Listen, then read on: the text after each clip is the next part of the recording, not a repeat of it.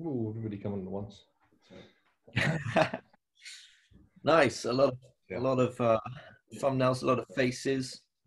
That's what we like to see. That's it. If you've got a video, turn it on. That's what's trying to get into. Yeah.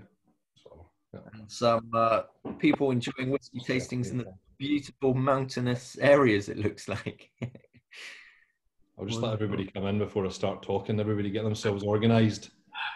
Oh, no, that's an old background I put up. It's the Highlands of New Guinea. Where's that? Wow.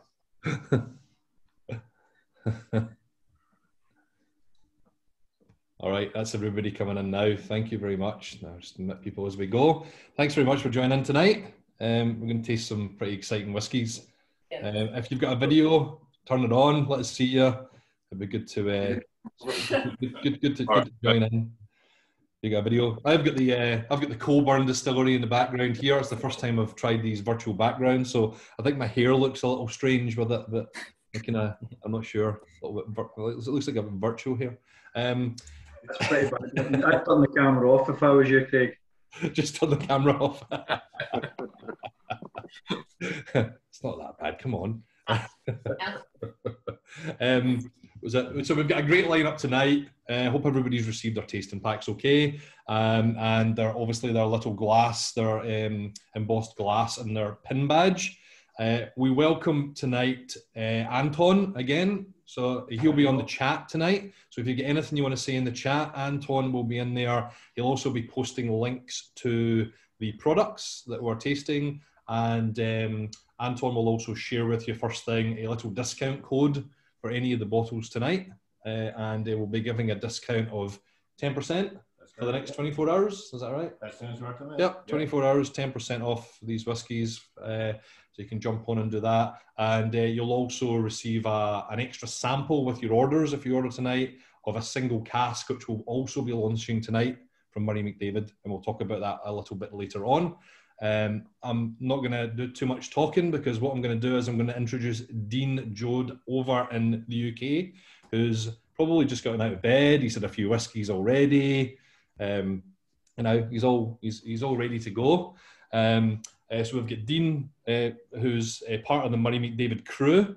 And we've also got Brent there as well. Brent, you can see just waving there, is part of Real McCoy, who are the importers for Murray McDavid. So they've basically put this tasting on for you tonight and got all the glasses ready and the pin badges and all the whiskies into the country. And pretty exciting. So big thanks to Brent and the team there. And hopefully we'll see more Murray McDavid coming in over the next few months and years. I'm going to start off by just saying, if you can keep your stuff on mute, particularly Phil Mack. I know how you like to just chat away and stick it on mute. Keep your video on. If you've got any questions, ask them in the chat, and we will get started. Over to you, Dean, if you want to introduce yourself first of all. Wonderful. Thank you very much, Craig, and good evening to all of you joining in. I'm sure you're eager for a dram or 7, as it will be this evening, of our wonderful Murray McDavid whiskies. And there's actually a guest appearance from one of our sister brands, but we'll get onto that towards the end of the tasting. So my name is Dean Jode, and I have been working with Murray McDavid for nearly 7 years now. And just a little bit of a quick backstory from myself. Well, I'm currently the head of whiskey creations for Murray McDavid. So that entails selecting different maturation techniques that are applied to all of our incoming spirits that we purchase from, we currently buy from around 92, 94 different distilleries from across Scotland. We bring those casks to our warehouses, either at the old Colburn distillery, as you can see just behind Craig, or our racked warehousing at the Royal Brackler distillery in Speyside. That's where we're based today. Now, we buy those casks in. I make the decisions of, are we going to put those whiskies in port, Madeira, sherry, first fill bourbon, first fill casks? And that's a really big part of Murray McDavid and what sets us aside from other independent bottlers. It's becoming more of a trend as whiskey enjoys its explosion globally, and the demand for new flavors is really increasing.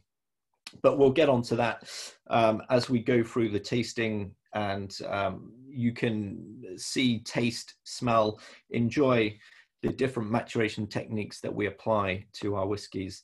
But as I say, been with Aceo Ltd, are the owning company for Murray McDavid. More on those guys later. And head of Whisky Creations, I also, of course, host events, not just from my living room, but we're now thankfully booking events with our distributors where we can, also domestically in the UK, as it does start to open up in the UK, which, well, I don't need to tell you guys. I'm sure you're all busting to get out to enjoy a dram at a whiskey bar or event sometime soon. Fingers crossed for that. But rewind before my days at Aceo Ltd. Well, I'm currently beaming from Gloucestershire, actually in the south of England, just below Birmingham, just north of Bristol. And this is where Aceo Ltd are based. This is where our admin HQ is. And that is solely because our managing director, Edward Odom, he's the founder of a company called Aceo Ltd, ACEO. Edward Odom, he is the EO in Aceo Ltd. The AC actually stands for Andrew Curry, who, if we have any real whiskey nerds on the call tonight, Andrew Curry is part of the team that set up Arran Distillery back in the mid-90s.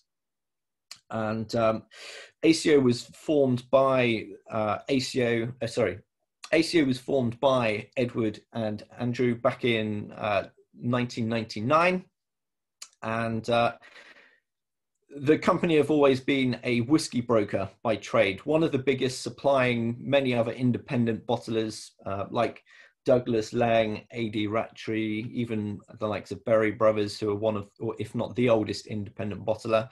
But also Aceo used to supply this brand called Murray McDavid, which the company themselves have been independently bottling single malt whiskies since 1990. Well, 1994 was the year that the company was established, and it was established by probably one of the most innovative whiskey producers that we still see today, whiskey and rum producers, I should say, and that man is Mark Rainier. Mark Rainier and Simon Coughlin were wine merchants in London since, I think, the 70s or 80s. They had three very established wine merchants in London by the name of Jeroboams, and of course, being so just embedded in the wine trade at that time, they had a lot of really wonderful connections with very famous vineyards, very established first growth vineyards in Bordeaux, you know, red, white, dessert wines, all kinds of wonderful producers. And it was in the mid-90s that he joined up with Gordon Wright, who his family have very intertwined connections with Springbank Distillery in Cadenhead, the bottlers. So Gordon had the wonderful connections of sourcing single malt casks of single malt whiskey from many different distilleries, many different styles, many different ages. Mark and Simon joined forces with Gordon to create an independent bottler with a difference. Now, in the term an independent bottler, what does that mean? Well, typically, in short, the independent bottlers don't have distilleries, so they're buying casks and bottling them under their own brands. I've mentioned a few already. Murray McDavid is our brand, just over my shoulder and what we have in our glass. And it was Mark's innovation, it was his foresight to really understand that many independent bottlers around the 60s, 70s, 80s, and even 90s, and still today, a lot of independent bottlers will simply buy casks of whiskey from distilleries. And when we're buying cask whiskies from distilleries, they tend to come to us in refill casks. Now, refill casks is sometimes known as blender's wood. Refill casks have been used many, many times before for the maturation of Scotch whiskey. There's not a lot of character development to be enjoyed from these casks. I'm sure you guys drink tea down in Australia, so I'm sure you get this reference. But the idea of refill casks, second fill, third fill, fourth, and even fifth fill, the more times you use that cask is exactly the same as a tea bag. The first time you use that tea bag, that's where you're getting the fresh, vibrant flavors from that tea bag or from that cask, whether it's a bourbon cask, whether it's a wine cask, whether it's a sherry cask. That's where the biggest flavor is going to be integrated through your whiskey, providing color, depth of character. But the important thing is finding that integration between the either blend style or distillery style.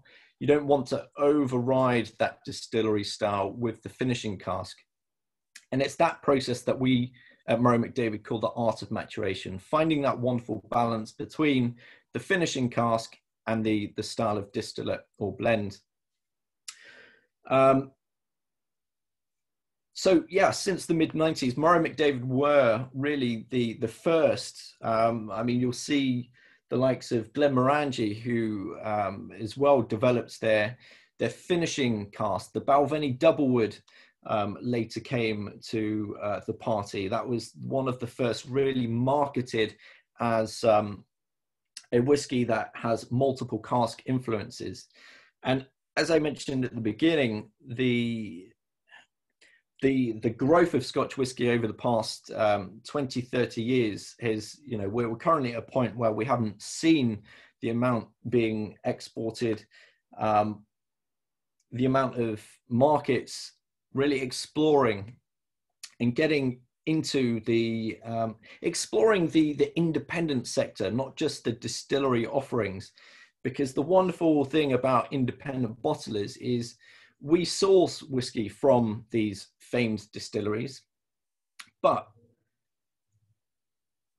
we're on a small enough scale to source really interesting casks that the main distilleries won't use, maybe because the producers of these casks can't produce enough to mature the 50,000 litres that they might need for their 12-year-old bottling.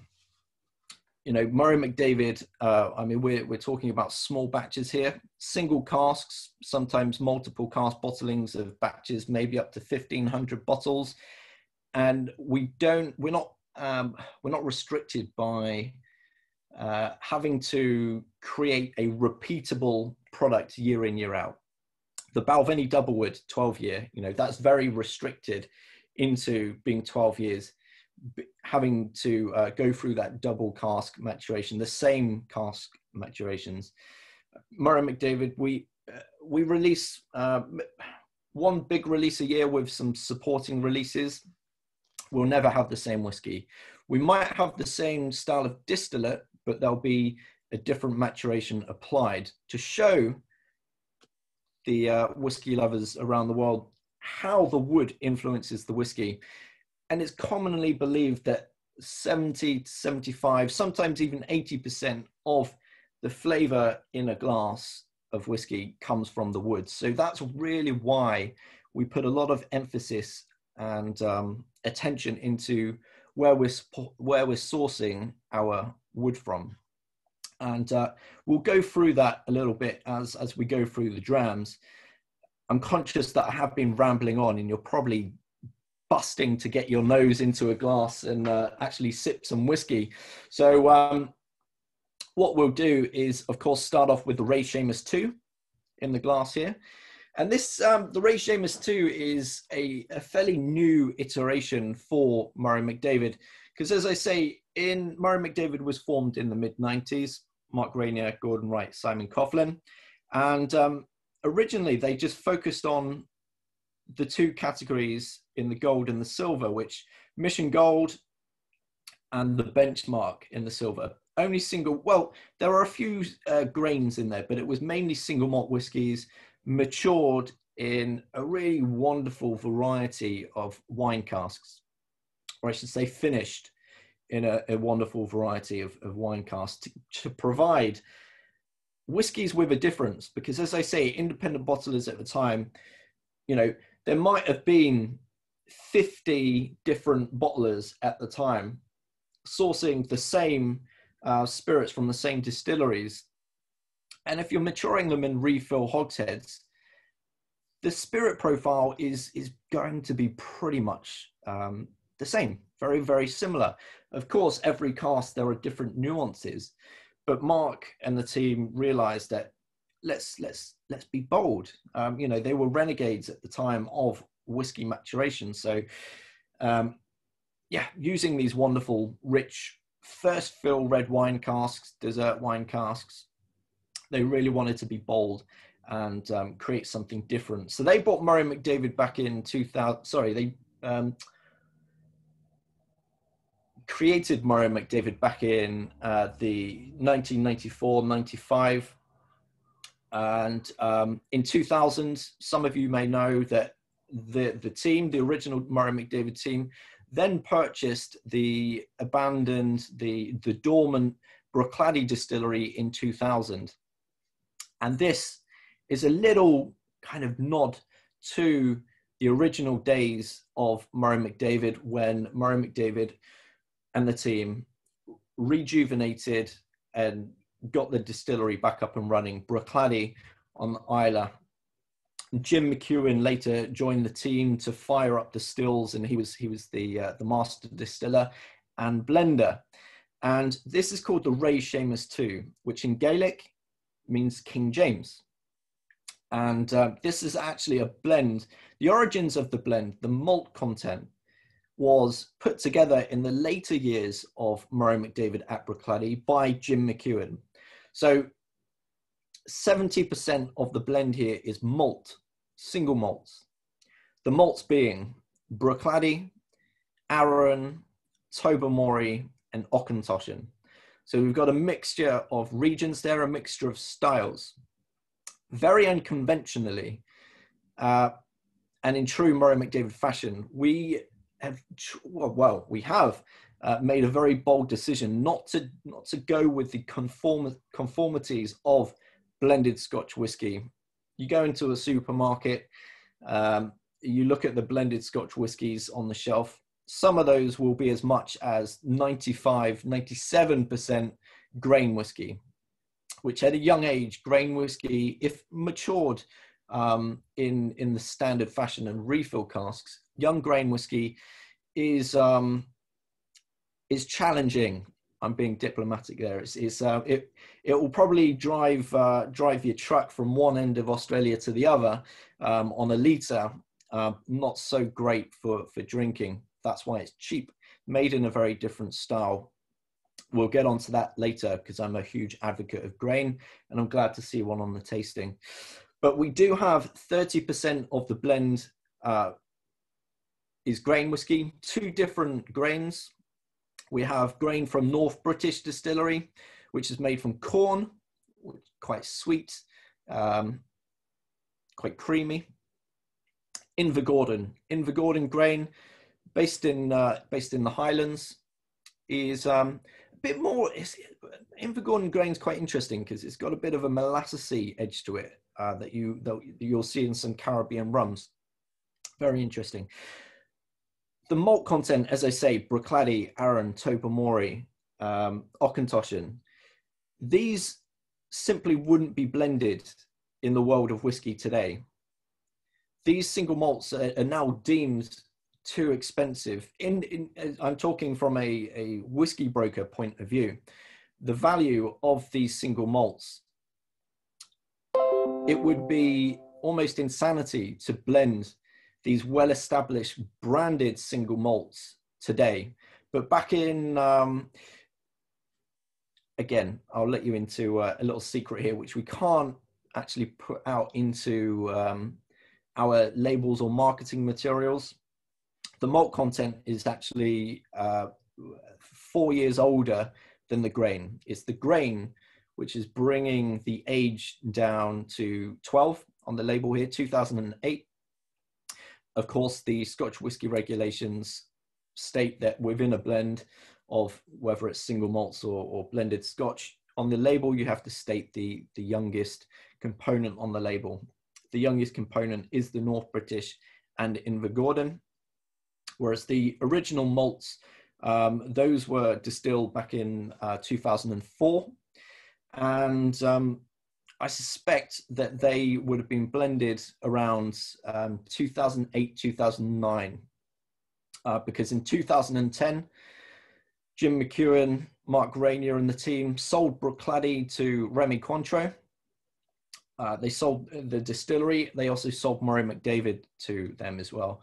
There was a parcel of around 400 casks that were in the Art of Maturation program for Murray, specifically maturing for Murray McDavid.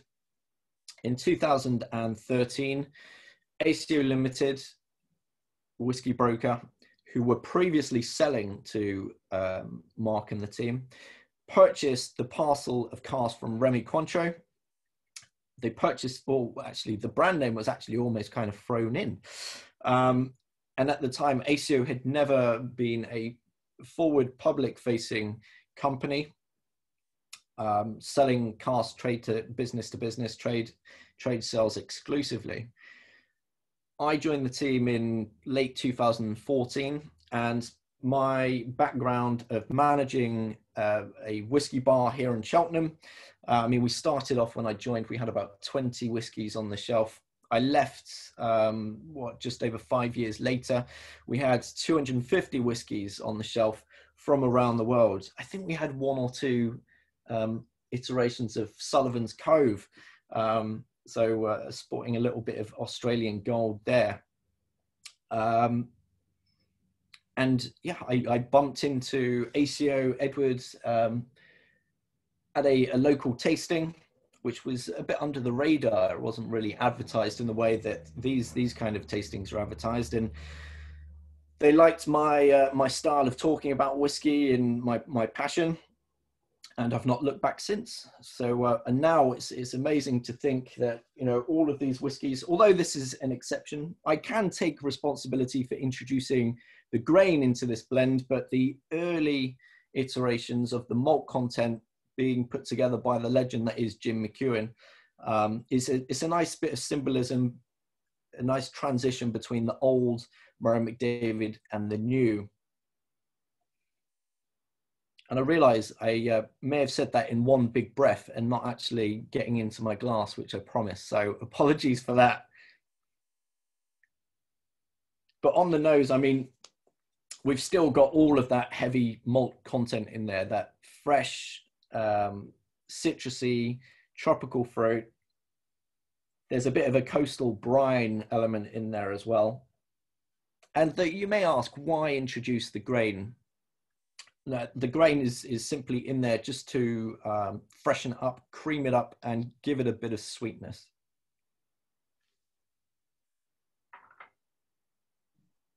So, Dean, see when you start to finish the whiskey, how often during that process do you think you would go in and taste it to see how it's coming along?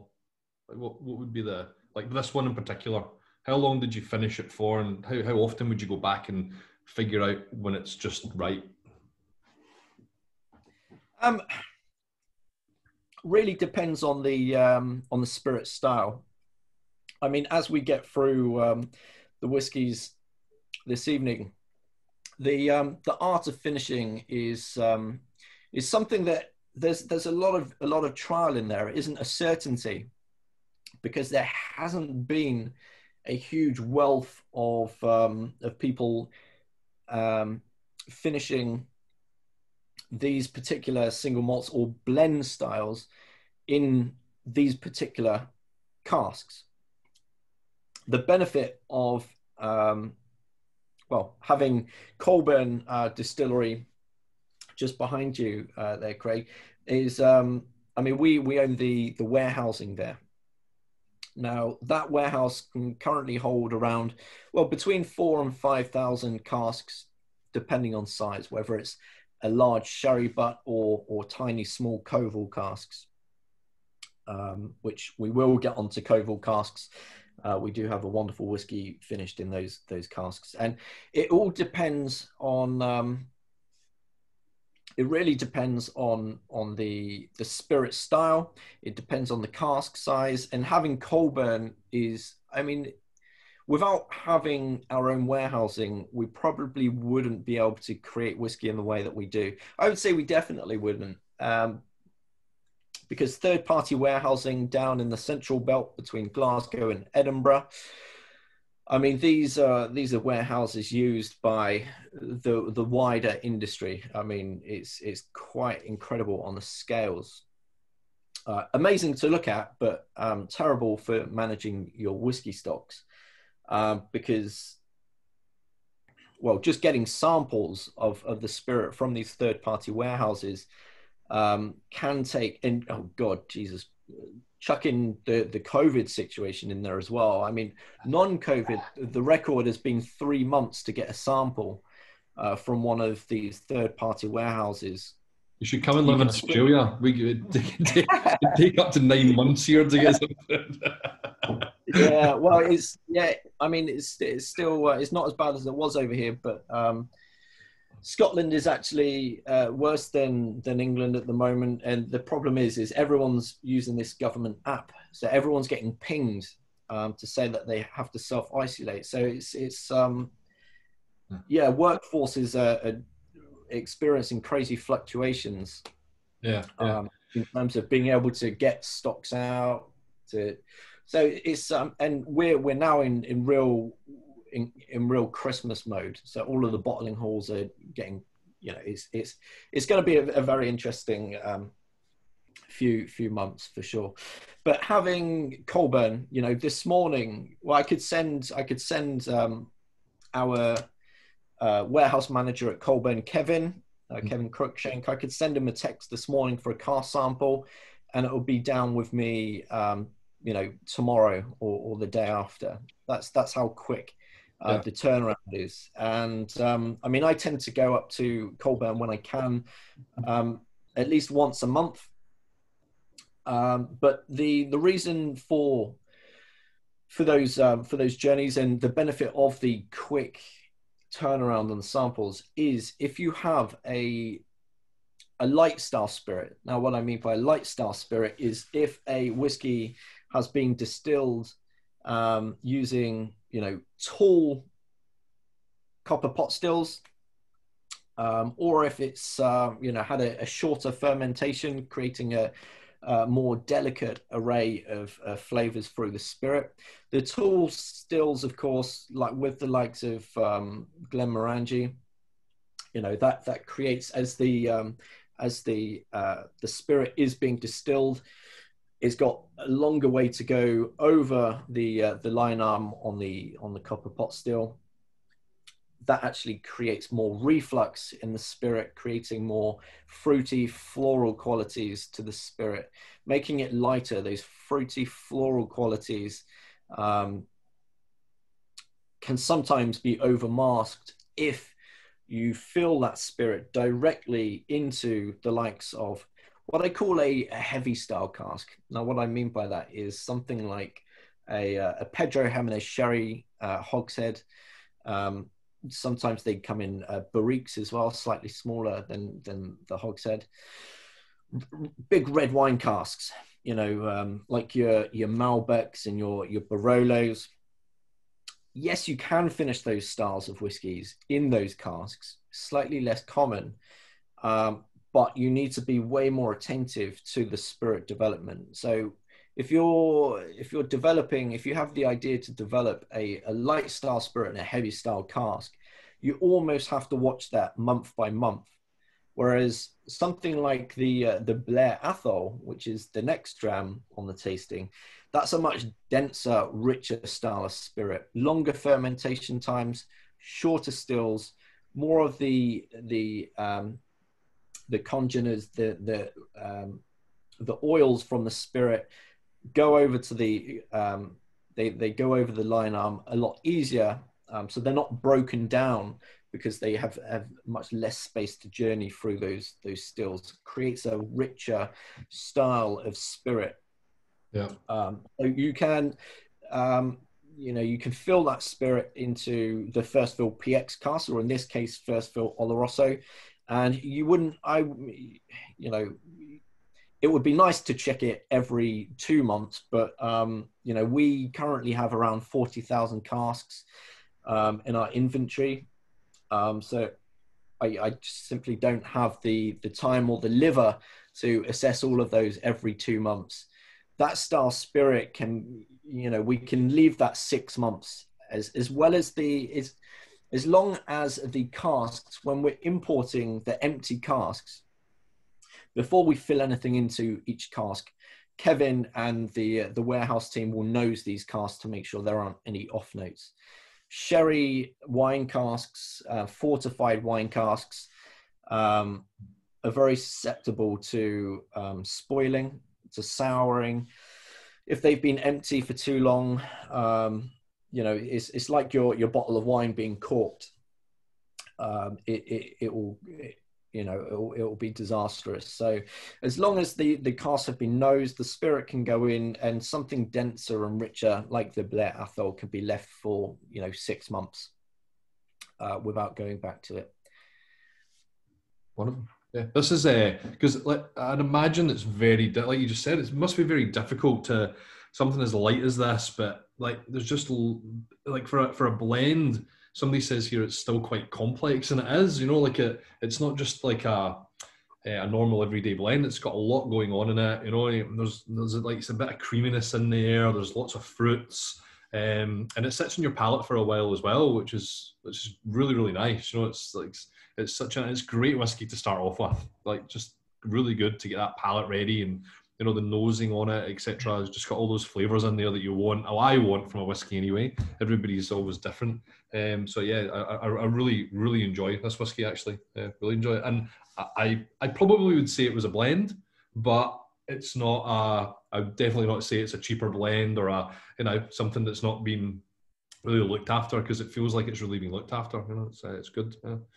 Yeah, and as I say, the combination of malts in there, I would challenge you to find any blended Scotch whiskey that details. I mean, on our back labels of every bottle, we do tell you the whiskies going in. Unfortunately, SWA guidelines, we are restricted, as I say, to tell you the age and ratio of everything.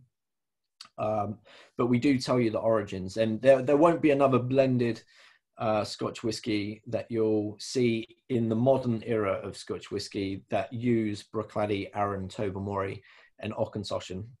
Very, very rare to do so.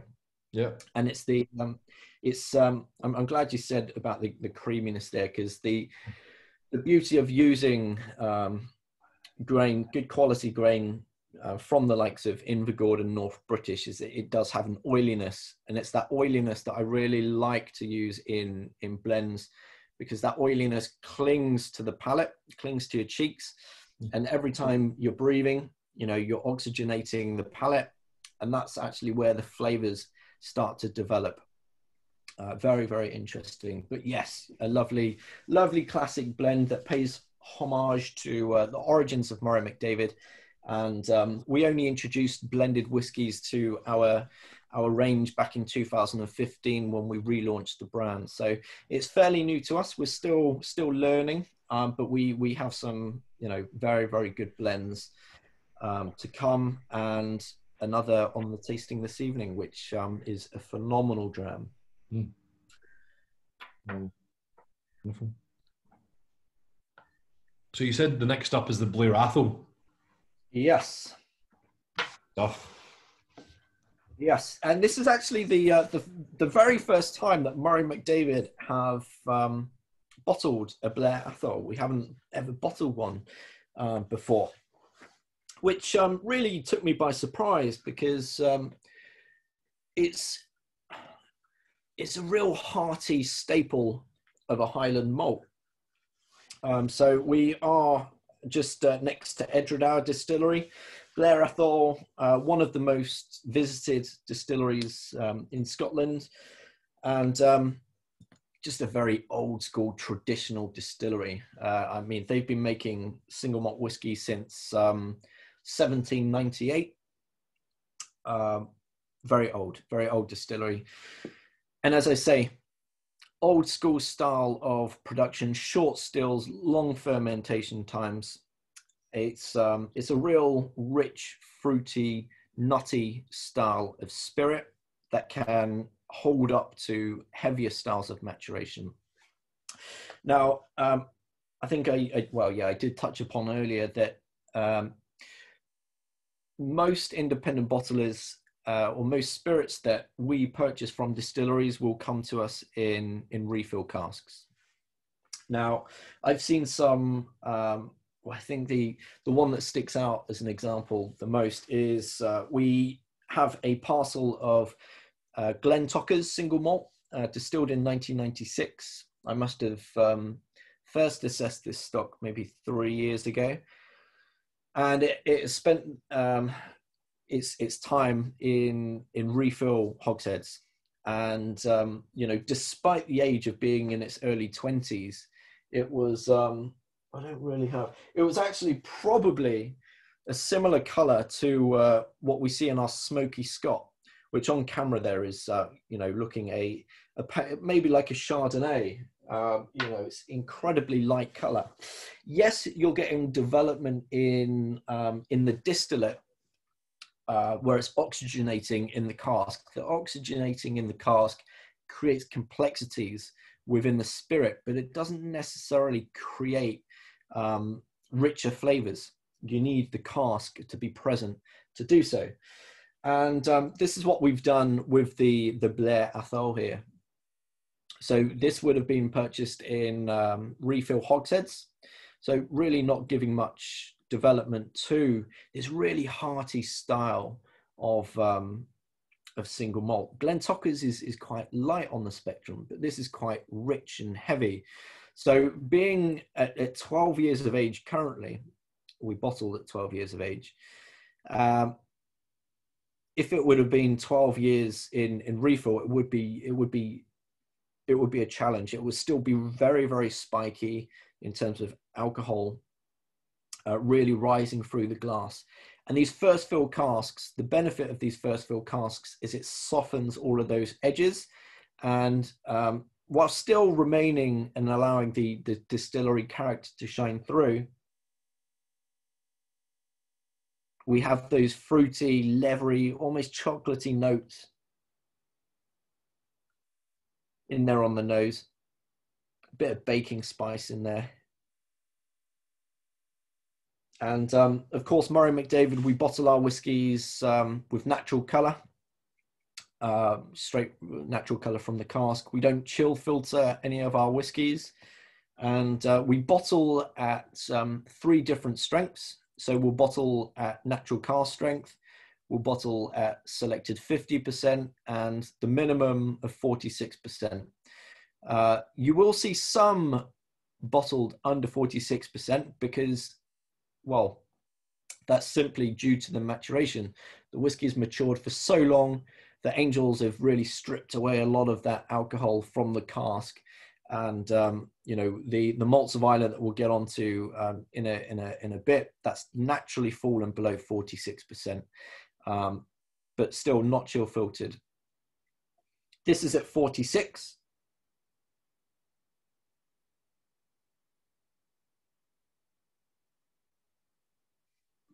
And on the nose, as I say, there isn't that alcohol prickly explosion that you can find in whiskies that sometimes have been matured in refill casks.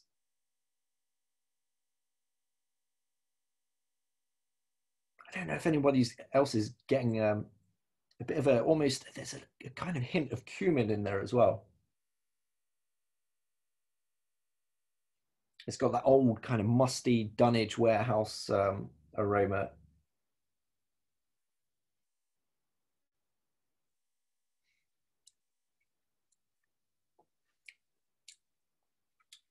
And on the palate, that's chai, yeah, caramel chai latte. I like that. Yeah, on the palate, that's where we get the spice, we get the nuttiness. There is a little bit of that, well, yeah, that kind of chai latte caramel. But you'll see, actually, I can't not talk about that. You'll see the angel's tears or the legs coming down the glass. Look at that viscosity. That is telling you the richness, the oiliness of the spirit there. Now, if those were running a lot quicker, then the spirit would be much lighter, and you know that immediately tells you that, well, it influences my decisions for further whiskey making, that this Blair Athol spirit can take a much more rigorous style of maturation. So we have actually just recently imported some port and Madeira casks. I have some of this Blair Athol further maturing in that. I anticipate that to be ready in around 2024. So we'll see on that. Every 6 months I'll be checking in on that. But here I think you just get a nice balance between the cask finish, the Oloroso sherry being used here, which is providing the fruits, the spice, that almost kind of burnt orangey chocolatiness, and it's been finished in that cask for well, just shy of 2 years, I think, about 18 months.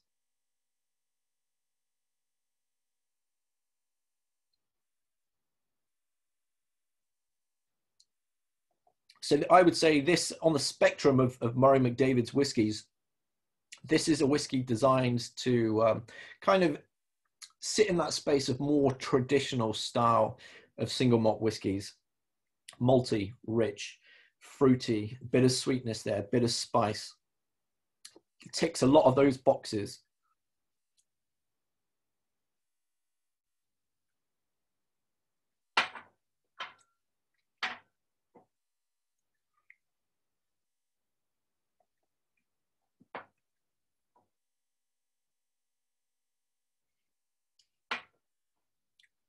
Do we have any thoughts, any questions, any ideas? I'd love to, if anybody's got any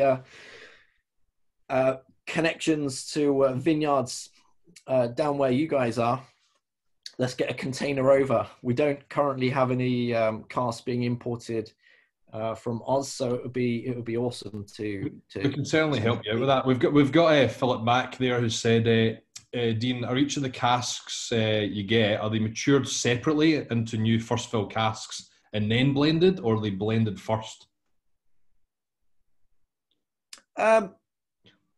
Okay, so I think I get the question. Yeah. So it depends on the whiskey. It depends on the age, I should say. With this Blair Athol, it's easier on an operation to well, it's not a very flattering term, but to dump the casks into a vat. So this is, I think, a coming together of four hogsheads. So starting life in 4 refill hogsheads.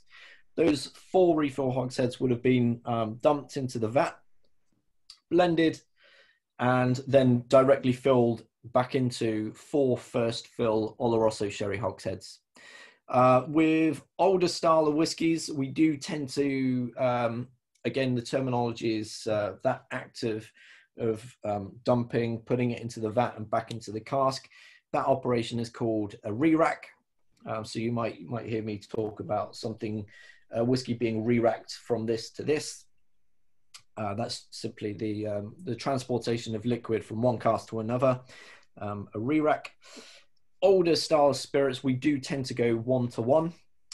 So, you know, if we've got, like those Glentockers, actually I've got that lined up for a release later this year, 1996, so it's now 24, 25.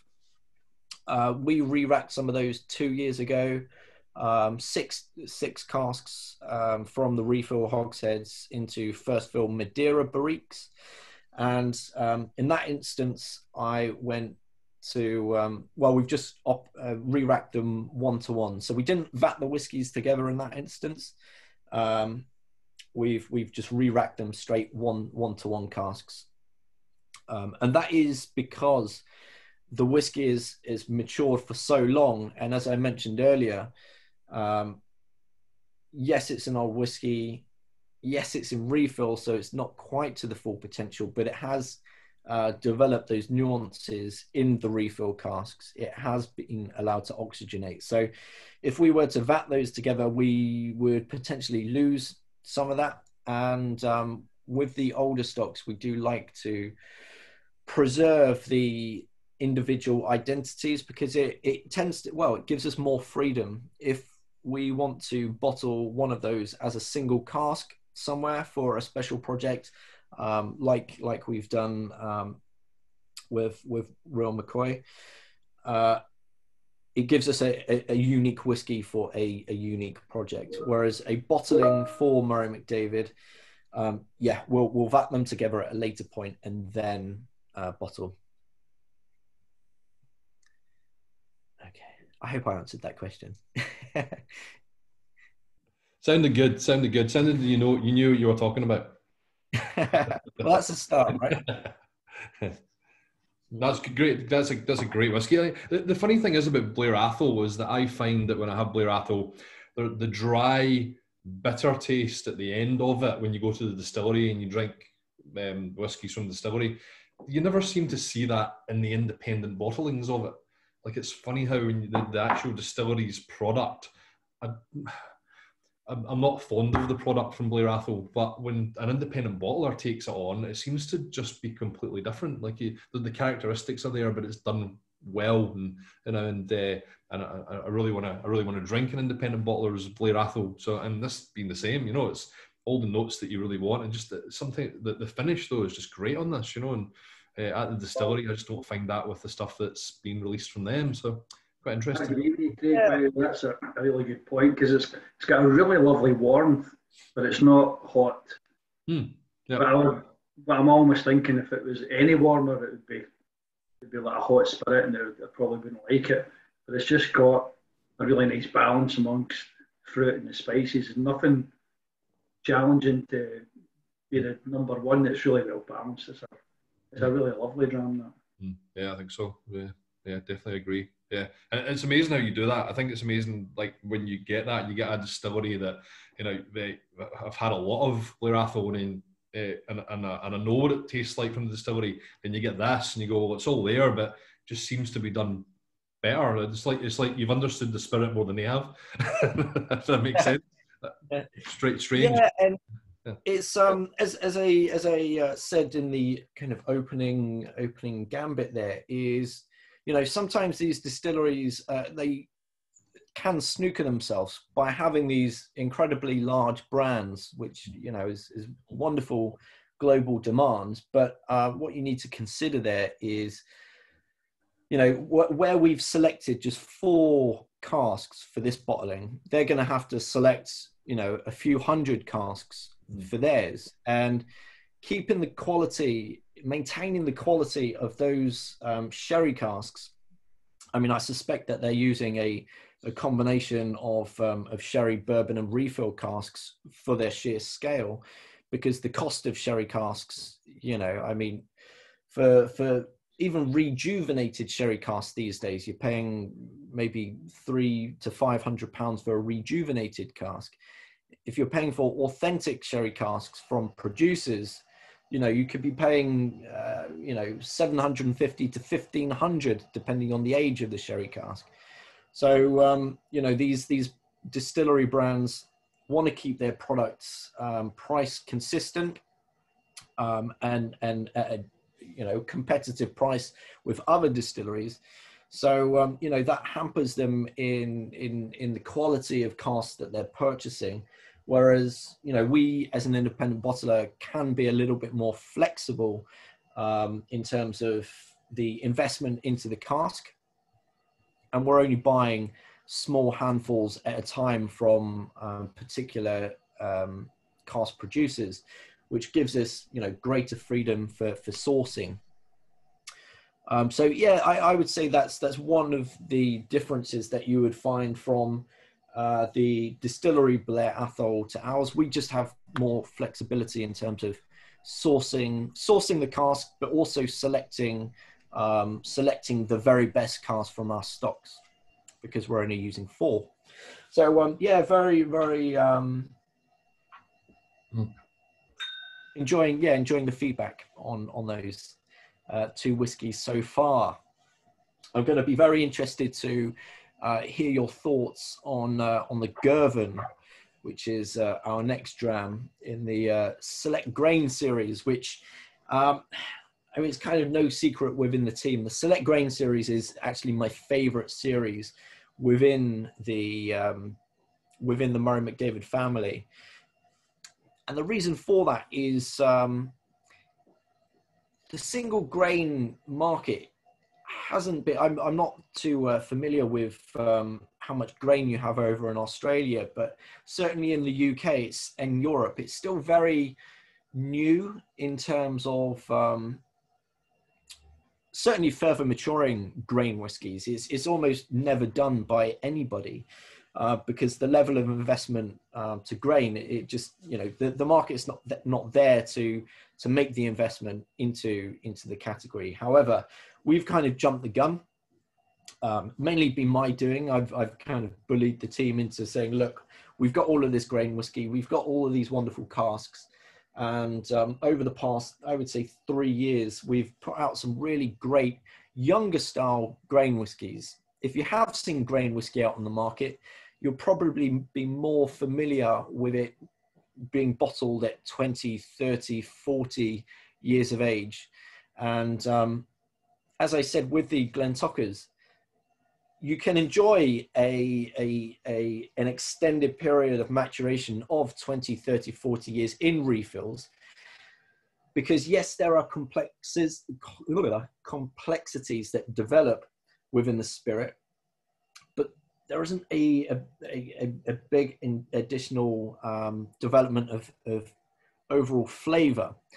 And the thing about grain whiskey is it's, you know, I don't know how familiar you guys are with the grain whiskey production. It's very, very different from single malt. It's almost, well, it's almost produced in the same way as a vodka would be. Very rigorous maturation. Takes away a lot of the natural oils from the grains being used.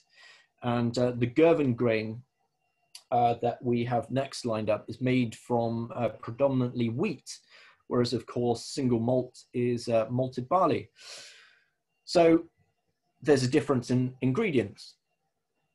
There's a huge difference in the distillation technique.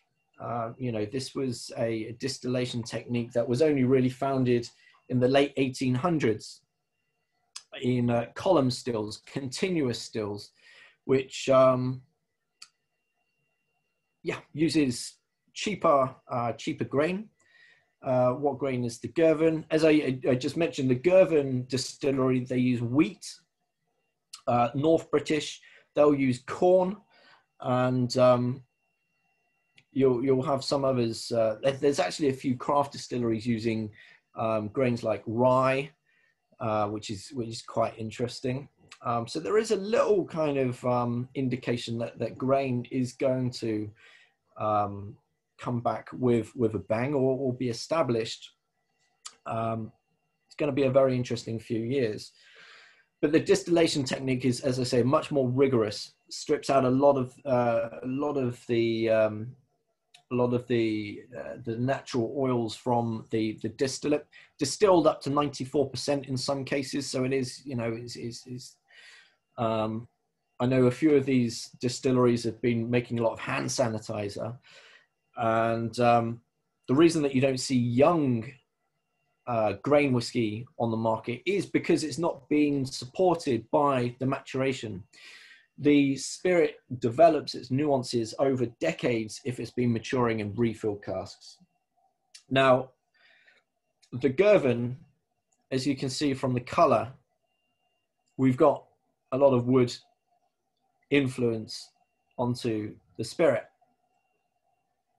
Certainly on the nose as well. Love this fresh, fruity, summery style of whiskey. And these younger grain whiskies do tend to, I tend to pitch them at tastings and events as a bit of a bridge, depending on the distillery, a bit of a bridge between what you would expect from a single malt Scotch whisky and a bourbon or a rum. They, certainly at this younger age, I don't think they have the depth, or sometimes they have the depth, but maybe not the complexities that we would see from a similar age single malt. Typically, as I mentioned, the grains that we'll see on the market much older because they've developed those nuances, those delicacies, those complexities. That's where single malt drinkers tend to recognize grain as being a good option, much cheaper comparably for a 25-year-old grain to a 25-year-old single malt, because of the sheer volume of grain whiskey being produced. I mean, Blair Athol distillery, you know, they produce around, well, just under 3 million litres of alcohol per year. The Girvan Grain Distillery actually produced nearly 120 million litres a year. Much, much, much bigger production because of the continuous distillation and because of the demand for blended Scotch whisky around the world. I mean, remember, I think it's currently around 80% of Scotch whisky exported is blended Scotch whisky, and around 90% of that content will be grain. So there's a huge, huge need for grain whisky. The Girvan distillery is William Grant distillery. So, you know, the likes of Balvenie, Glenfiddich, Kinninvie. And this is their kind of rebellious grain distillery to kind of cut the monopoly that Diageo have on the world of grain. So a very recent, I say very recent, I think it was the mid to late 60s that Girvan was established. So, you know, much newer than the likes of Blair Athol. The character of Girvan, I tend to find quite light, quite sweet, but also quite spicy. And knowing that spice, which at a young age of grain, you know, that spice isn't the same spice that we experienced in the Blair Athol, which is coming from the cask, but also the longer fermentation of the of the wort there. The spice here is more of that kind of alcohol style spice. And just to soften that, the idea was to use these fruity, sweet Madeira casks to, as I say, soften, introduce fruits.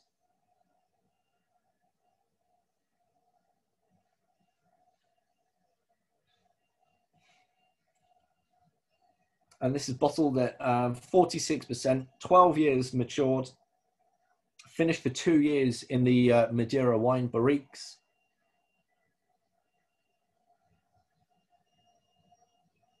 Just a bit smaller than your traditional hogsheads.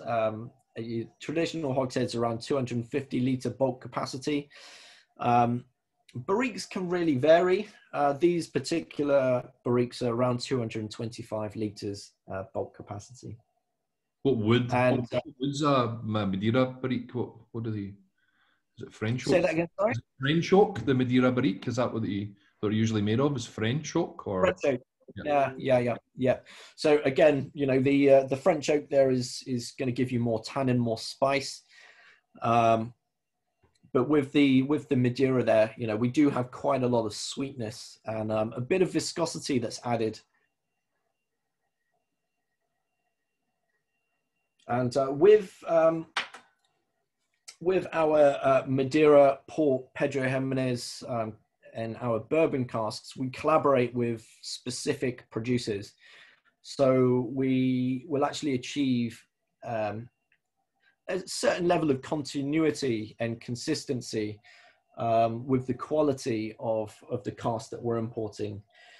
So the casks, the Madeira casks here come from a producer called Justinos over in Madeira. Smallish craft producer.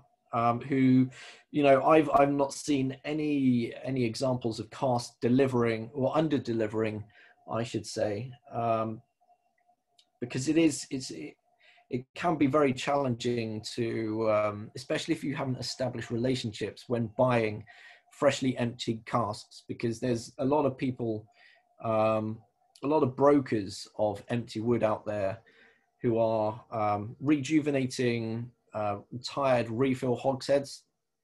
And in some cases, it almost looks like they've just emptied a bottle of Madeira into that cask, rolled it around for a few days, and you just don't get the color development or integration into the spirit that you're looking for. So having built that relationship with Justinos is really quite important for the future of our brands. And yeah, we've had a few other Madeira releases that kind of, you know, back it up that these are a good producer of Madeira casks.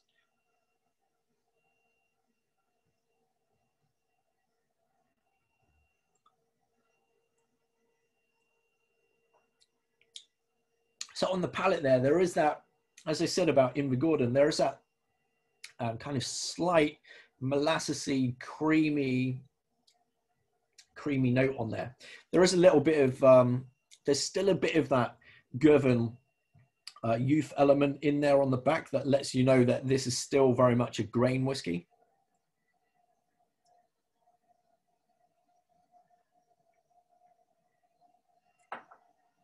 And this is a really great one for, certainly, well, we're not enjoying a particularly hot summer. Well, I'm not sure if I can say we have hot summers when I'm talking to you guys. We might see it in the late 20 degrees centigrade, which I'm sure is what your mornings are like maybe over there on occasions. Well, it's night time and it's about like 9 degrees in Melbourne, so it's quite chilly. Okay. Quite chilly. It's winter over here. We've had a bit of a cold winter, so some winter warmers are needed at the moment. But we've certainly got summer coming around the corner. So, and you're right. You know, that's the kind of thing this fits into, is those bit of a summer day. You know? Yeah, well, that's it, because you know, these grains aren't as belly warming or as rich as some of the malts. A lot of the flavor with grain tends to happen really in the palate, and you know, doesn't settle down further. Really good for highballs as well, with these younger style grains, because it does have you know, the concentration of flavor from the cask lends itself really well to. I mean, I'm not a particular fan of tonic. I know some people have over the years enjoyed this Girvan with tonic. I'm much more of I tend to go for soda, because it's just the bitterness that I can't. I've got quite a sweet tooth, so the bitterness of tonic, you know, just can't get my head around at the moment. But yeah, loads of ice, bit of soda, and yeah, makes for a nice sweet summer sipper. Or, you know, I think when we first released this, we had a company barbecue, which this featured at. Quite good for that, with some nice meats. Easy drinker. Yeah.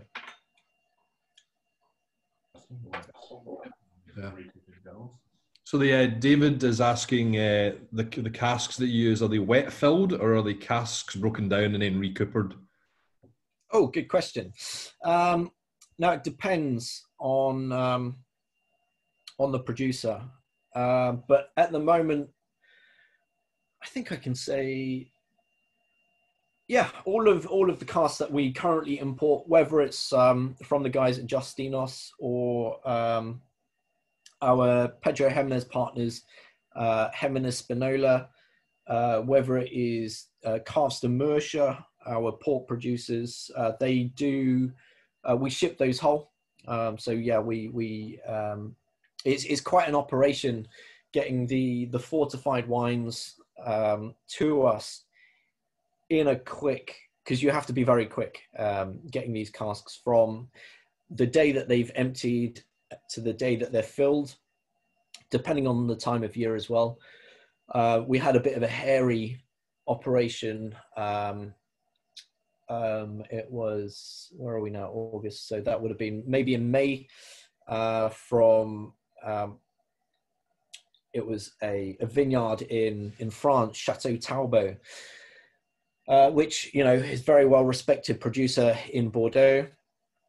Casks weren't particularly, well, they were kind of a good price, but you know, when you're buying, I think we got 80 on the truck. You don't want 80 casks from Chateau Talbot spoiling. So I mean, realistically, in our hot summer climate, you don't want those casks being emptied for more than 10 days max. There is when they do ship these casks over, there tends to be a little remnants in there of wine, sherry, port, Madeira, whatever, of around 5 litres to keep the inside of the cask wet. And of course you want that because you don't want your staves drying out. Staves drying out will, you know, well, you won't have much of an integral cask. If the staves start to dry out, then you're going to fill your spirit in there and it's just going to leak everywhere, because as it dries, the staves shrink and gaps will start emerging between the staves. So it's important that we keep those wet. It's important that we keep those the delivery time short, not just to keep the staves dry, but to keep the staves wet, but to make sure that the wine in there doesn't spoil. Because as I say, if you leave it for too long, then you're going to have to start burning sulfur candles in there, and then you're going to have to start treating the cask before filling. It gets very expensive, and it's just inefficient. Which, you know, you can't have those inefficiencies when making good whiskey. So yeah, we keep those short. Even our Koval casks from Chicago, we've actually got a shipment due in 10 days from Koval Distillery in Chicago. Their casks are just 110 litres in size. And it's actually a very nice segue onto our next whiskey, because the Caerlila 8-year-old has been matured in these casks from Caerlila, which we do ship over whole. Usually bourbon casks are broken down, but these are shipped over in their true form. Partly because of their size, just 110 litres in capacity, nearly half the size of a traditional bourbon barrel, which bulk is around 200 litre capacity. And the small style of casks here really increases the development of flavour and character from the original style of distillate onto the Scotch whisky that goes in the cask. And this is probably the most extreme maturation that I've seen with our Koval casks. Extreme in terms of the length of time that we've finished. Because these, with the size of cask, I mean, you can leave, I think the shortest finish we've had in one of these is maybe 4 months, which doesn't sound like a long time, but the spirit to wood ratio is increased by so much. The flavor development, I mean, you have, with those Koval casks, I think you have around, I think it's around 15 litres of the original distillate is soaked up into the cask. That is known as the in-drink. So of course casks are porous. That aids that actually allows the development of flavor and character within your whiskey. It's the fact that the cask can breathe, develops those nuances. It oxygenates the spirit to create those flavors. But the importance of these first fill casks is the in-drink, because you're loading that wood with the original style of distillate. Now, Koval Distillery produce, I think, 5 different styles of American whiskey. They produce a bourbon, they produce a rye, they produce a whiskey from a grain called millet. I think they do produce a whiskey distilled from oat as well. But this is their example of a whiskey created, well, it's known as 4-grain. It's their 4-grain whiskey, which is quite unusual for traditional American whiskies. Certainly bourbon. It's almost a non-bourbon American whiskey, because typically bourbon, of course, you know, it has to have a minimum of 51% corn, whereas the 4-grain doesn't have any corn within the mash bill. It's just malted barley, rye, oat, and wheat. So it doesn't have the sweetness that you would come to expect from a traditional bourbon.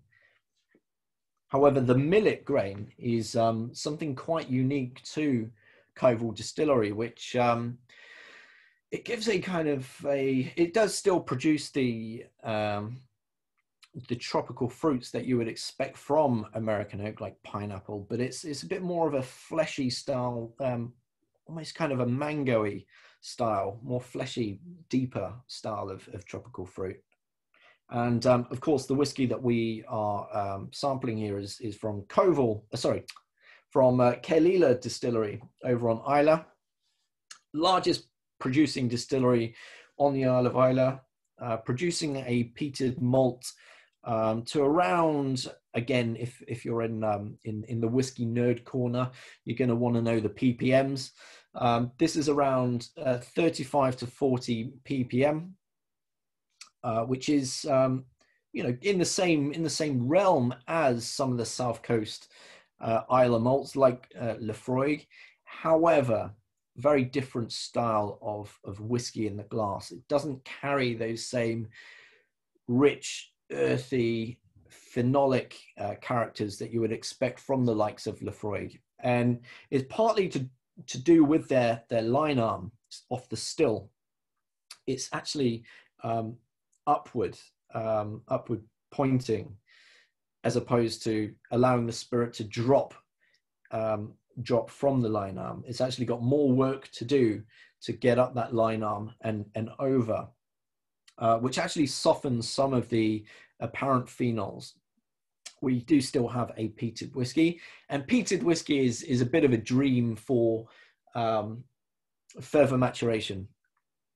Because it is a peated malts are brutes of spirits. You know, they can hold up to heavy styles of maturation.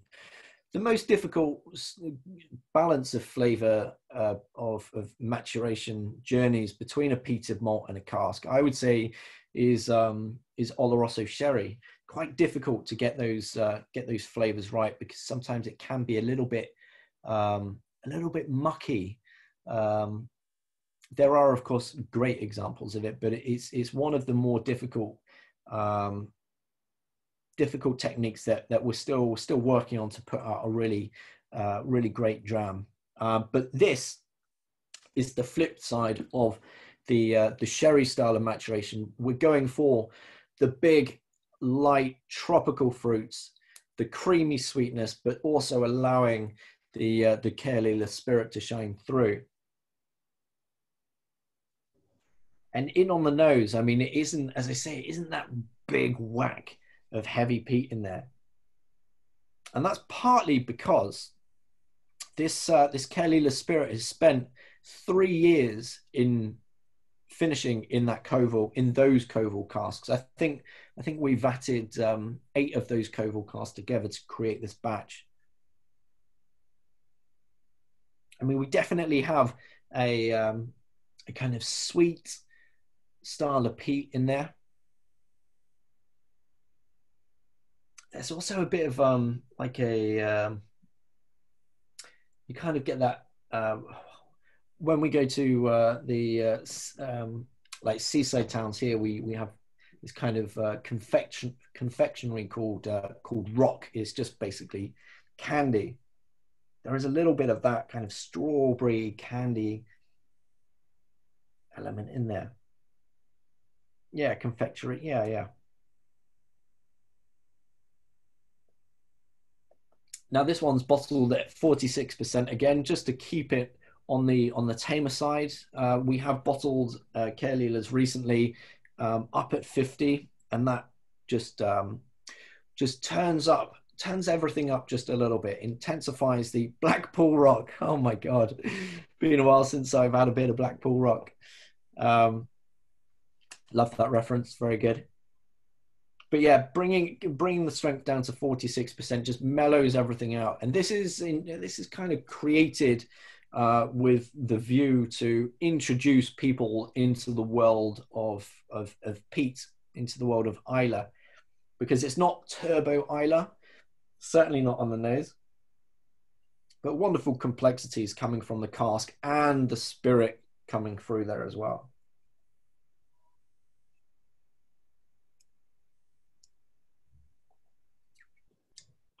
It's a great whiskey. Dean, it's a great whiskey to introduce somebody like you just said there to peat. I think it really is, because like with Caerleela, like you said, it's such a big distillery, mass production.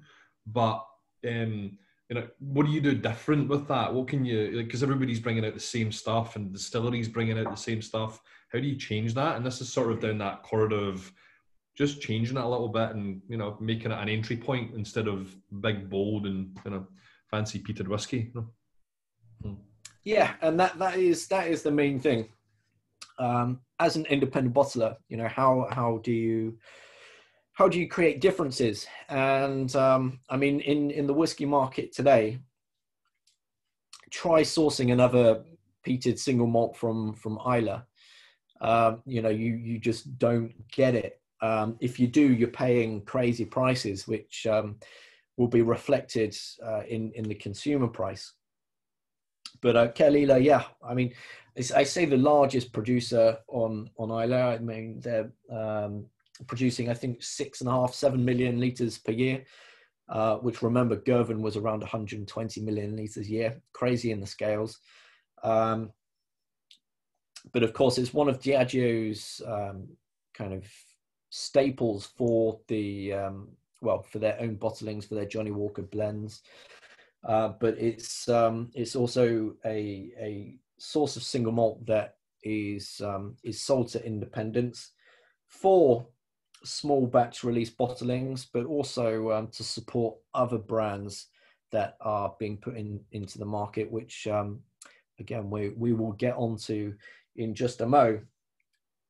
But yeah, the real point of difference with Murray McDavid's whiskies to the independent bottler next to us is the partnerships, the relationships that we form with our cask suppliers, because we are we're the exclusive importers of cask from Koval distillery. So yeah, you just won't really see it.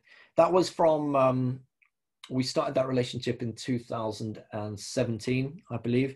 The only other example that I've seen of whiskey matured in a Koval cask, which isn't supplied by us to a third party, is from Glenallachie Distillery.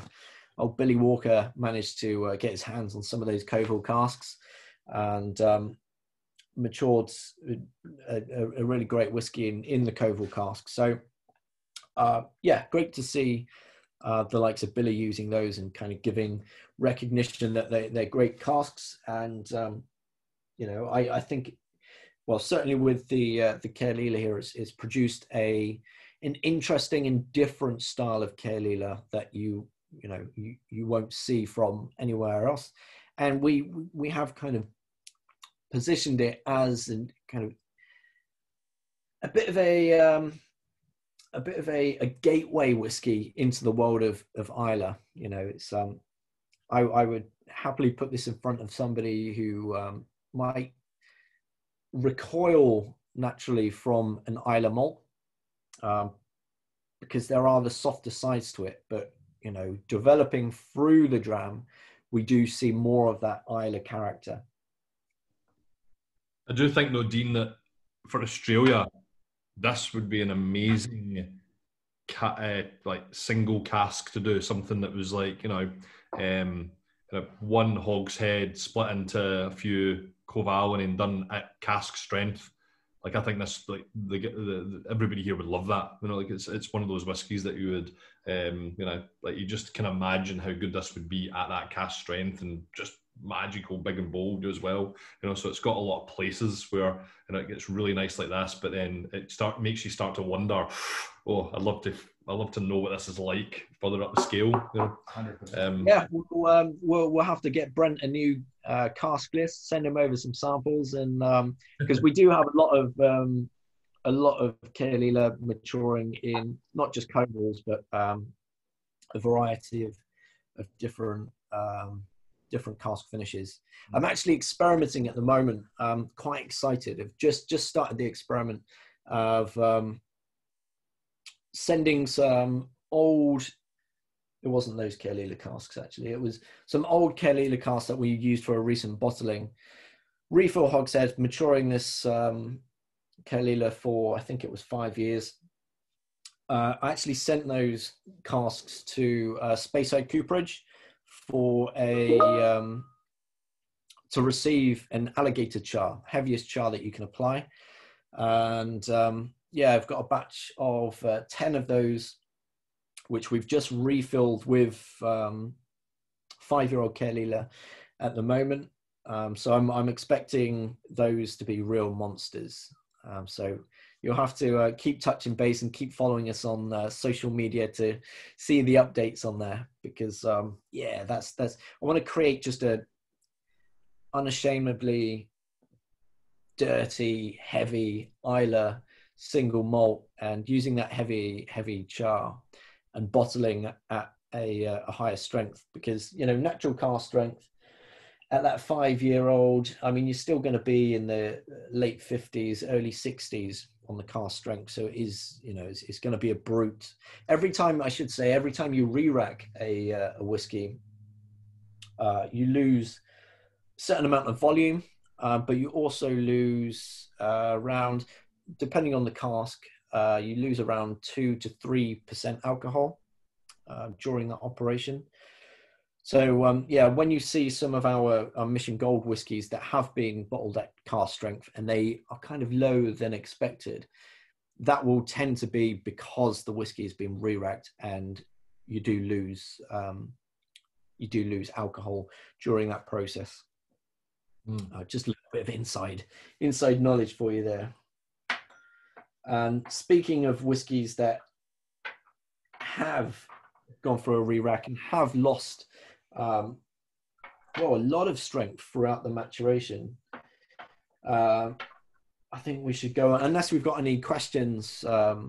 Somebody has asked the PX and the cognac barreled Caerlila that was part of this batch that came into Australia. Do these have the same peaty vibe to them? Are they any different? What's the difference between those 3 Caerlilas? Hopefully you know which ones we're talking about. Yeah, no, absolutely. Yeah, those are the current Caerlilas that we've selected and bottled this year. The PX. Now the PX that has been finished in the PX casks that we're collaborating with Heminis Spinola.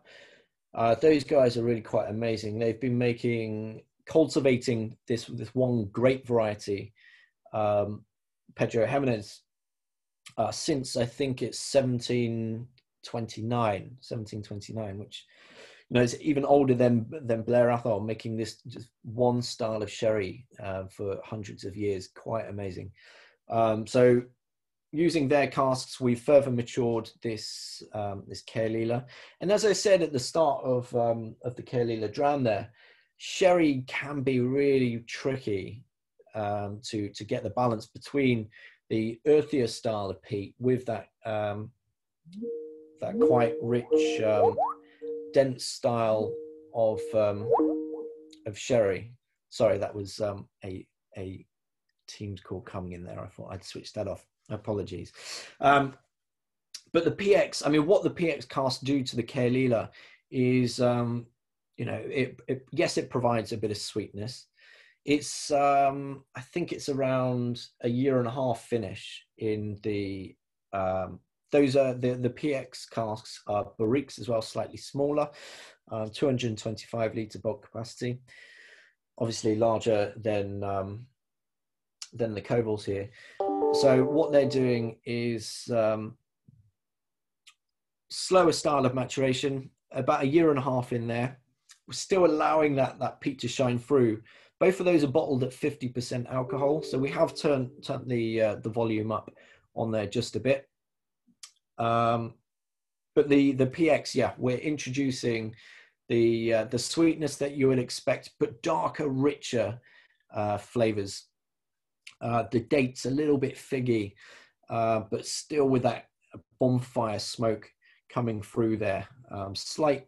What I like about Caerleela is there is a slight minerality to the style of peat. It isn't, it isn't the earthy phenolic style of peat that you'll see from the West Coast. There's a brightness, freshness to the style of peat that still shines through that PX.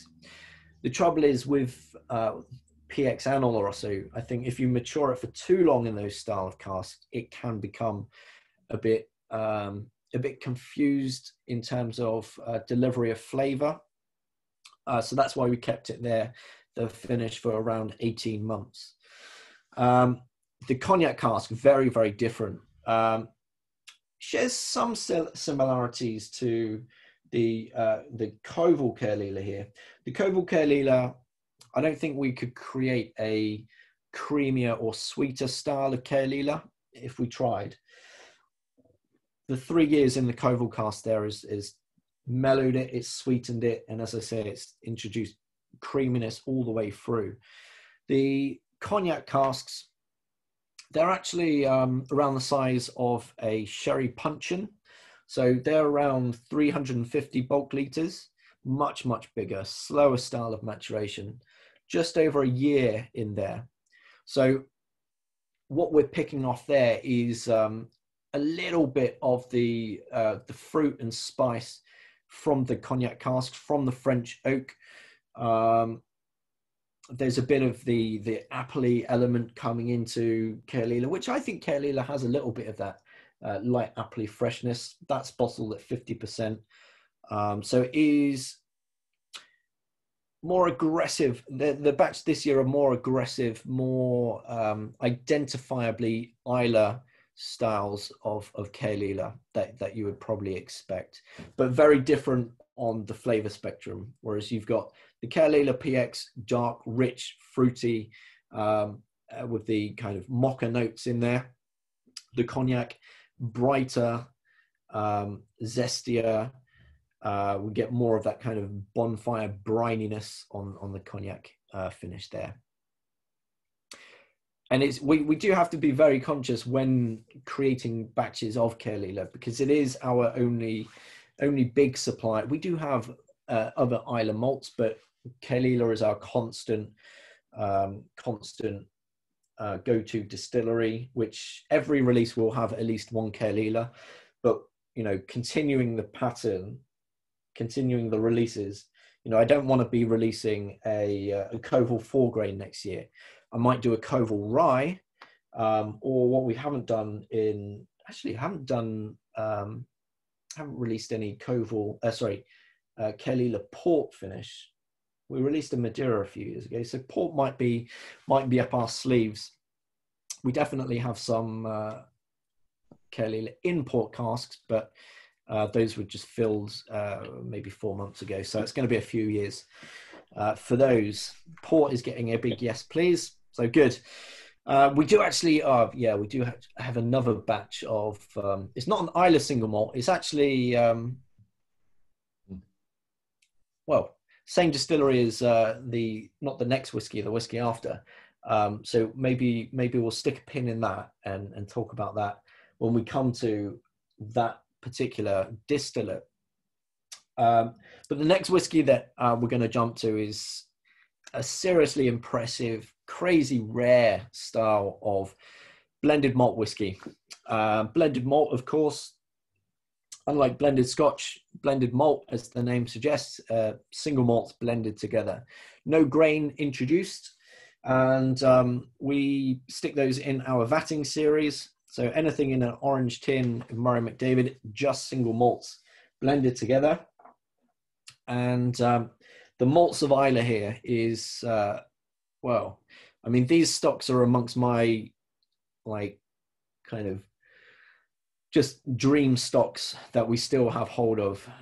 Dream stocks in the fact that I mean, they tick every box for my my flavor appreciation of whiskey. There's every box that needs ticking for me is ticked in these casks of whiskies. But they're just so unusually put together and so rare, we just won't see the likes of these whiskies coming together for the future. Now, the whiskies that I'm talking about here, this is a blend of 2 single malt whiskies, both distilled in 1988, 1989. We do have 1988 stocks. This is the 1989. 90% of the blend is from Bowmore Distillery and 10% Laphroaig. Now, again, like I said at the beginning with the Ray Seamus, these wouldn't, I certainly can't, well, I'm not sure if I would get credit even if I did blend these together because, well, our accountant would have probably shot me if I'd even suggested blending a 31-year-old Bowmore with a 31-year-old Laphroaig today. These would have been blended. I think these would have been blended when they're around 12 years of age. It's a big parcel of stock that Aceo bought in their early days. So early 2000s, I think we purchased around 50 of these sherry butts. And over the years, we've been selling these to our private customers and also reserving stocks for Murray McDavid. Yes, we have, I think back in 2015, we opened up with the Malts of Islay that was just straight refill sherry all the way through. But as we've kind of grown confidence in our abilities to further mature whiskies, certainly at this older age, we took the decision to actually start finishing, adding extra characteristics to this really quite special combination of whiskies. And this particular, oh my Lord, this particular example is being finished in tawny port casks. I should say one tawny port cask from Carveston Mercia, which is a wine cooperative in Portugal, just producing a nice, rich, creamy, fruity, sweet style of port. And what I love about old style of Bowmore, I mean, very, very different from what you'll see from the core distillery bottlings today. Mid 80s to the 90s, this style of Bowmore has a real floral edge to it, like Parma Violet sweets. It's got a lot of violet to it, which for some people, I mean, over the years, it's kind of gone in and out of fashion. But I particularly love that real fruity floral style of Bowmore. Now, 10% of Laphroaig, what's that doing? Not much on the nose. However, on the palate,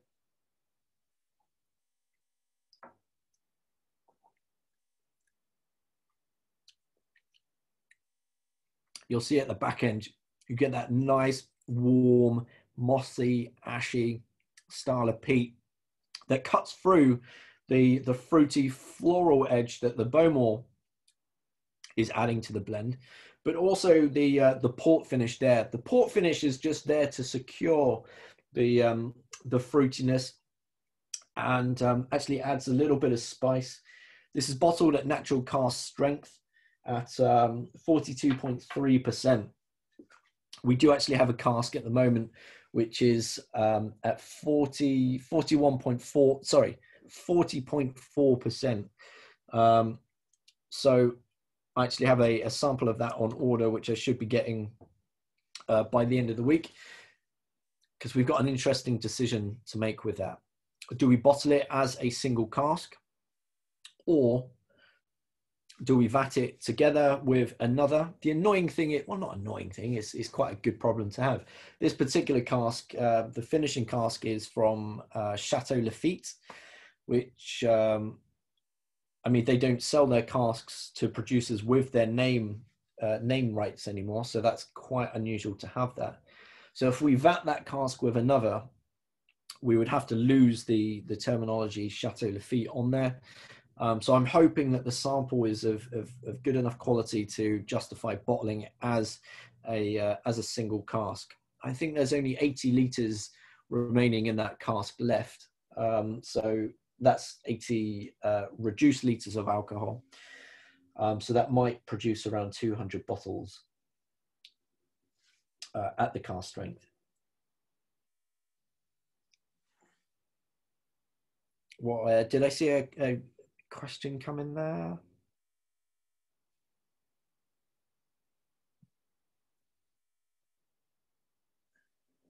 Oops. Well, that's the thing, Mike. Yeah, can you even call it whiskey if you leave it much longer? If it falls below the dream, or sorry, the minimum strength of 40% alcohol, we do actually have it's an old grain. It's an old Invergordon, which is currently at around 38.5%. So what are we going to do with that? There's a few options.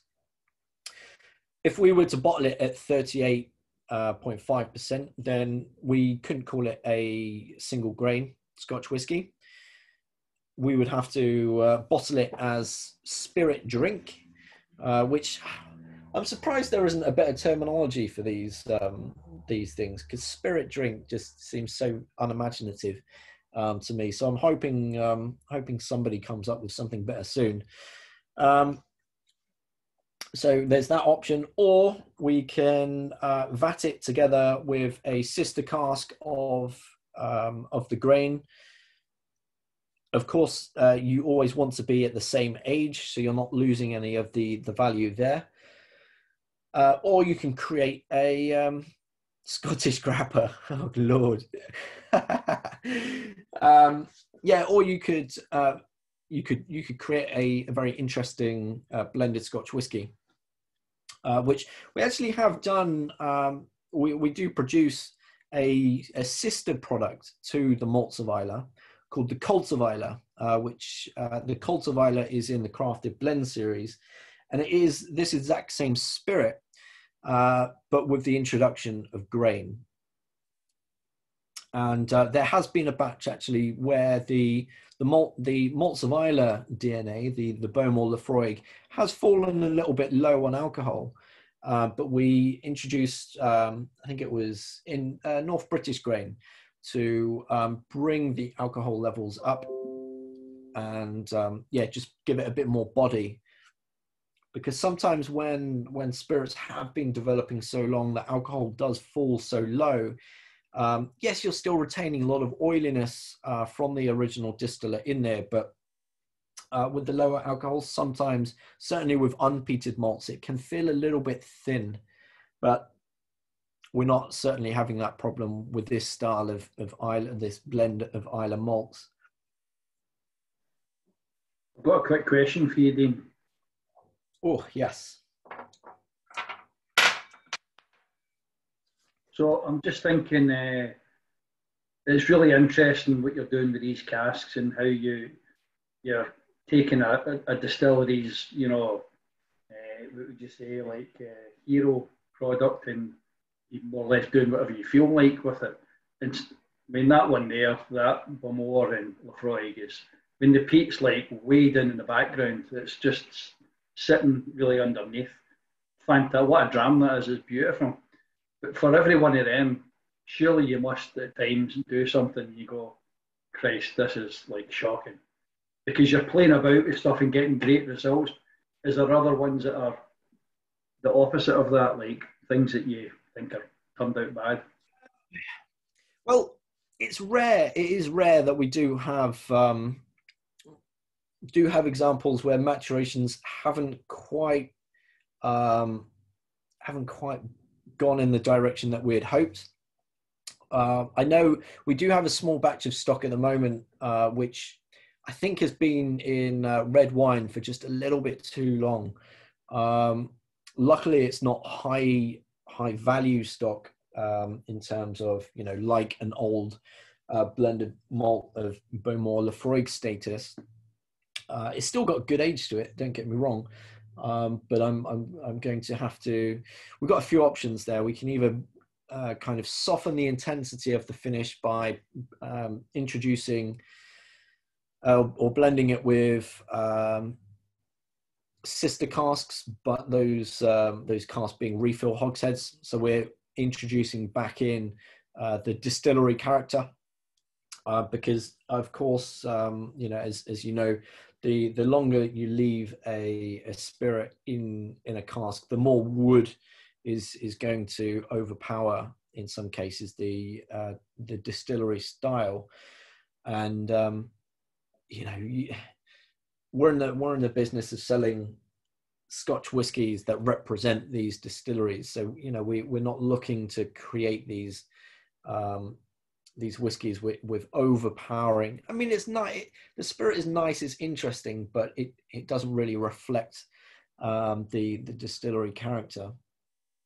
So yeah, with that example, we'll introduce unfinished single malt from the same distillery, from the same vintage, and make a decision there.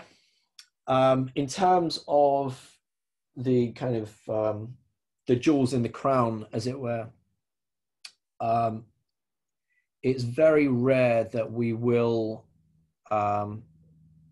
be as adventurous in our maturation plan for those. If we are looking to do something quite radical, it'll be a job which is tackled by committee. At the moment, I'm pretty much given, you know, free rein on all of our stocks. I would say there's probably 10% of our stocks which our managing director is holding the magic key to. He does not let me touch those. Even for Murray McDavid, you know, there's stocks in our warehouses which, yeah, I when I go up to Colburn, I can only just rub the casks. I can't draw samples. So there's very, very precious stocks which these stocks become so precious because of these distilleries becoming so established. I mean, you know, when this was distilled and even blended, I mean, in the 90s, you know, Bowmore Laphroaig, you know, they didn't have the brand status that they do today. You know, these are now mega brands, which, you know, have the global demand for these brands have grown so exponentially. They need all the spirit they can for their home brands, so they're not selling to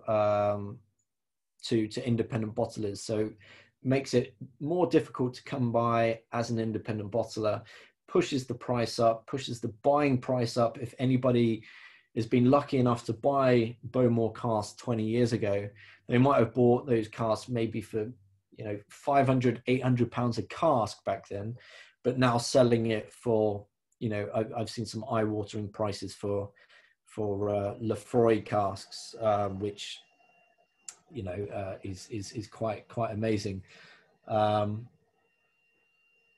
quite incredibly amazing. Is up to, you know, 50, 70,000 pounds for a cask, which, you know, all reflects. You can take the decision as an independent bottler.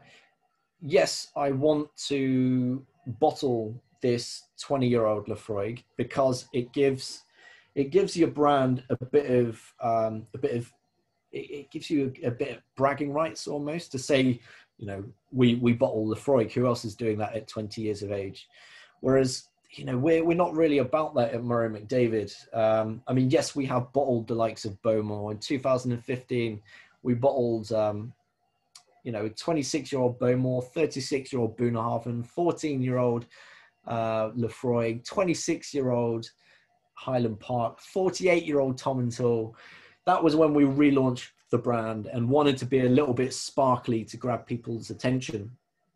In our mission gold, we will still have some traditional core mega brand names, but as the market is kind of moving on, less of that spirit is out there. We want our whiskies to still be enjoyable at an affordable price, which is why you'll see investment in the maturation of some of our younger styles, investment in the Koval casks, creating younger grain whiskies. Of course, we still have the 20, 30, 40-year-old grains in the portfolio. But it's independent bottlers have been quite interesting in the landscape because they've also helped create these mega brands, the cult following of these, single cask Macallans, these single cask Bowmores.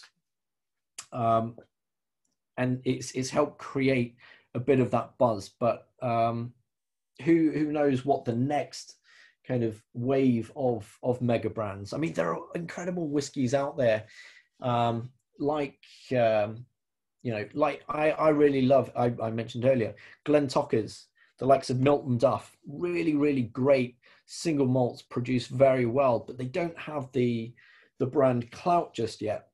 However, the likes of Chivas have just started turning their attention, and to some degree, Diageo have always put a little bit of attention, but growing attention, onto some of their blenders malts, which never would have seen the light of day if it weren't for independent bottlers. But now, you see more and more Milton Duff, more and more Glentockers, and this is where the brands really start to emerge, and who knows, the next Milton Duff, the Milton Duff in 10 years could be like what we're seeing with Macallan today.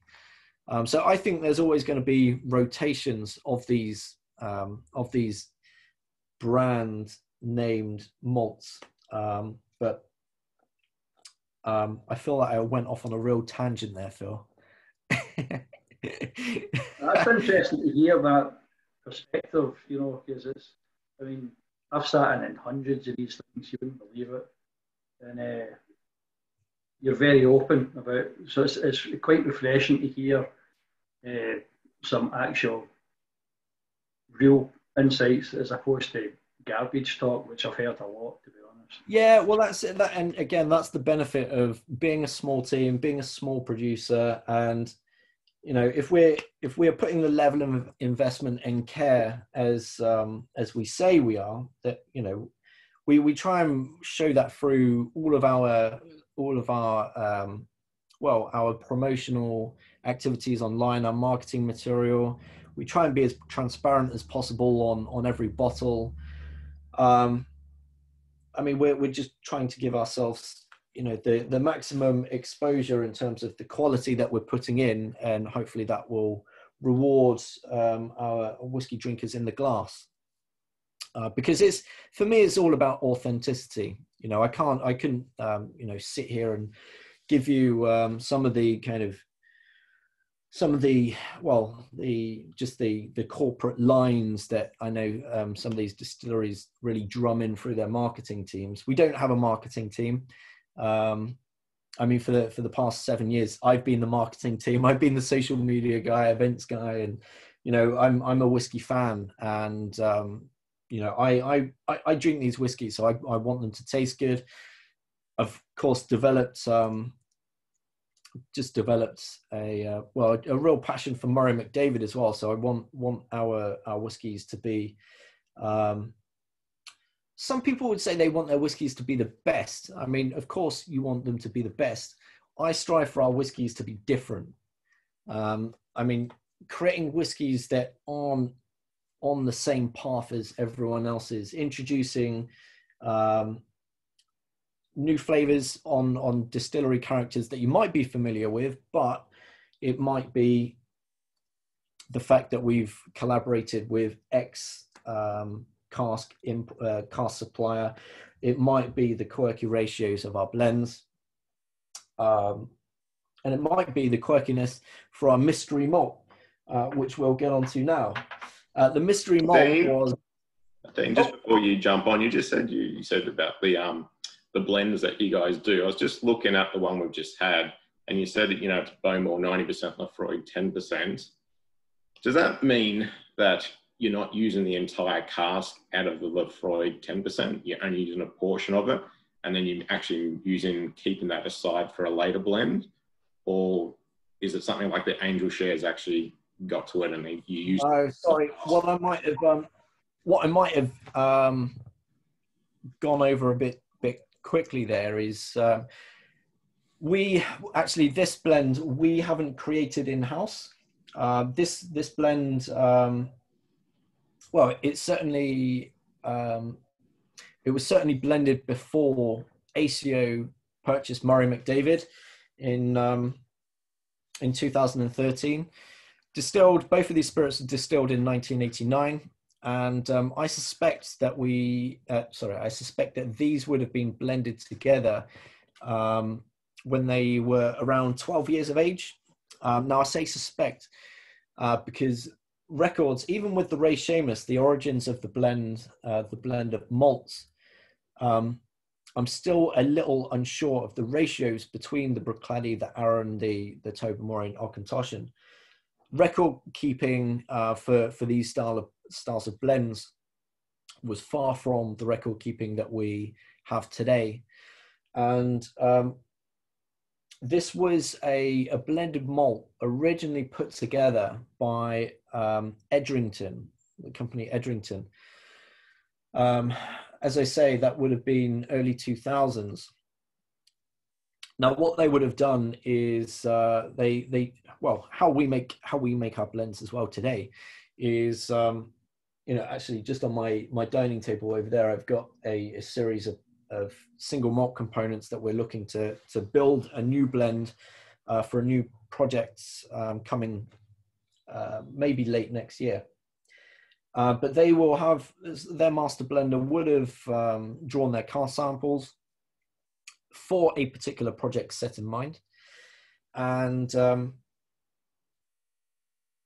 master blender would have composed his blend, and it would have been a project that celebrates Islay, celebrates the maybe the floral fruity styles of Islay, but wanting that ashy peaty backbone with the Laphroaig there. So they would have maybe, for easy maths, they might have blended 9 hogsheads containing Bowmore with 1 Laphroaig.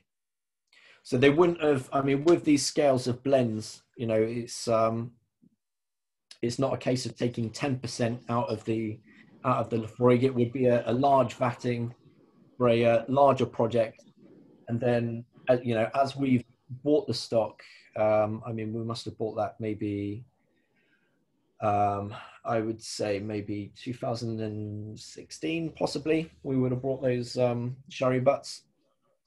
And then we decided to split them down into different finishing casks at a later point. So, with some of our other blends, we do, there might be 50 litres out of a cask here or there. But what we would, if the cask becomes too low, I think what you're getting at is if the cask becomes too low, if we take 70% out of a cask, you're left with the 30% in there, which isn't ideal for the integrity of the cask, because it will dry out, start to split, start to leak, and you'll just lose a lot of alcohol. So what we tend to practice is, if we are taking spirit out of a cask for a project and it leaves a remnant of, let's say, 10-20 litres, we would either top any sister casks up with that particular make or make and year, or we do tend to keep these refill, second fill, third fill Coval casks on hand to hold any remnants. So it keeps the whiskey maturing in a good fashion. I hope that. Thanks for that. Okay. Whew, cool. So yeah, let's talk a little bit about the mystery malt. In the red, always the mystery malt, and a new introduction to Murray McDavid that I worked on with our managing director, Edward Odom. We introduced... Sorry, Dean, sorry to stop you there. Can I just make sure everybody's got the safe haven, because that's what's in the pack? I didn't realise this was called mystery malt. I wrote on the next one, mystery dram. So don't pour the mystery dram for this one. That's the... Just to be sure you're drinking the right one. It's the safe haven that everybody's drinking for this one. Sorry, on you go. It really is a mystery now. So yeah, the reason that we've created the mystery malt is it's actually a bit of an indication to the way that spirit supply is going in the world of whiskey. Certainly Scotch whiskey. Now, there's always been one or two distilleries that sell their cask whiskies to independent bottlers with the name rights not included in the deal. Glenfarclas are a distillery, family-run distillery for hundreds of years, who, you know, they take great pride in their family heritage and the spirit that they produce there. There's a real danger I can see from the distillery's point of view of selling these casks of whiskies, especially if you're not maturing the casks for them. So sometimes what will happen is a distillery will sell you some new make, or let's say they sell you a 10-year-old spirit. The whiskey might be maturing in their warehouse. Now, if it's maturing in their warehouse, they've got control over the cask, the spirit, and they can actually, you know, monitor what the character is progressing into. However, there have been instances where, and it is a fairly common practice, when buying from distilleries, because distilleries need this premium warehousing space themselves, they'll sell the cask and it will be exported to another bond within Scotland. Now, the moment that you do that, you tend to lose control, especially if you sign over the ownership to the cask to the independent bottler or private customer. You lose the control. You don't have the control over the spirit development. So if they've bought this cask of Glenfarclas, they've taken it to their own warehousing, it's been a refill wood for 10 years. And, you know, maybe Glenfarclas would, they might have, for instance, they might have just finished it in first fill sherry. Of course, they're known for their rich sherry style whiskies. So if there's an independent bottler that's putting their spirit out, which hasn't been bottled to the same expectation of quality, but they're still using the Glenfarclas name, that is going to damage the Glenfarclas name, because it's potentially a bad representation from their distillery being marketed to the world. So what they did, and I believe they might have been one of the first to do it, is they sell cask whiskey to brokers, to independent bottlers, but you can't use the name. I've seen some pretty cheeky bottlings of Glenfarclas over the years. The cheekiest name I've seen is probably Glen First Class. Believe it or not, that got signed off by some creative marketing team. But I mean, and we've got some really wonderful stocks of cask of Glenfarclas. So we kind of bumped our heads together and thought, you know, okay, we've seen one or two other distilleries that are selling a single malt, but aren't allowing us to use the name. So we created the mystery malt. Always single malt Scotch whiskey. Tends to be matured in the same premise as the benchmark series. So these will be younger style single malts, finished in first fill casks, bottled at either 46, 50 or natural cask strength. And we tend to give you kind of clues and indications in the name of the whiskey, but also on the back label. And the back label copy on all of our bottles is the same copy that you'll see our website as well. And the name Safe Haven is a real big clue to this one. It's the English translation from the original name of the distillery. The distillery today is called something. Well, I think it was in the 70s that the name changed from the original distillery, which was built, I think, in 1798. I don't want to say too much because I want you to get in the glass, get your nose in, and get thinking, because we definitely have some peat going on in there. This has been finished for 6 months in first fill PX from our friends at Heminus Spinola. Definitely have peat. Is it the same as the Caerlila peat? Now, of course, if it was Caerlila, it wouldn't be in the mystery malt because it would be in the benchmark.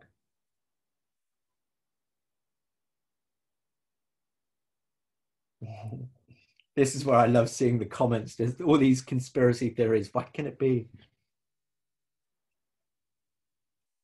But it's an interesting one because you will still see this single malt being bottled under the style of distillate name. But this was is a distillery that have been taken over by a company that also own Deanston, own Boonahaven, doing very good things with those distilleries. And have just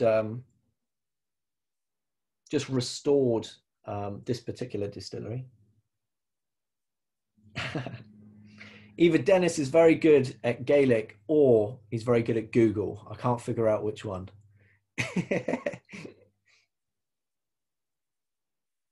Yes, this is well, as you'll read, it's Laphroaig, or phonetically Laphroaig, which is the original distillery name, which today we know as Tobermory.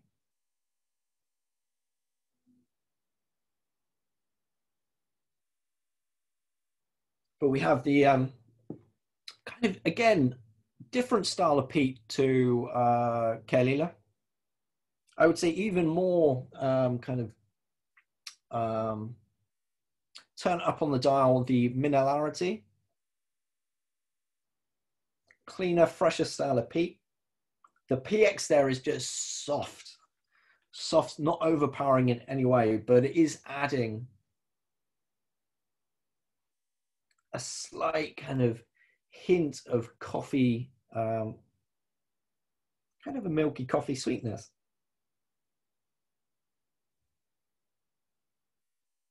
But for me, this is all about the palate.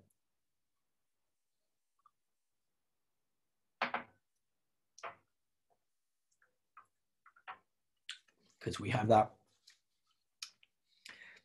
easy delivery of well, the kind of softer, fruitier, sweeter delivery on the forefront, but then the ashy peat, the chimney pot just starts building up on the back there, coating the palate again.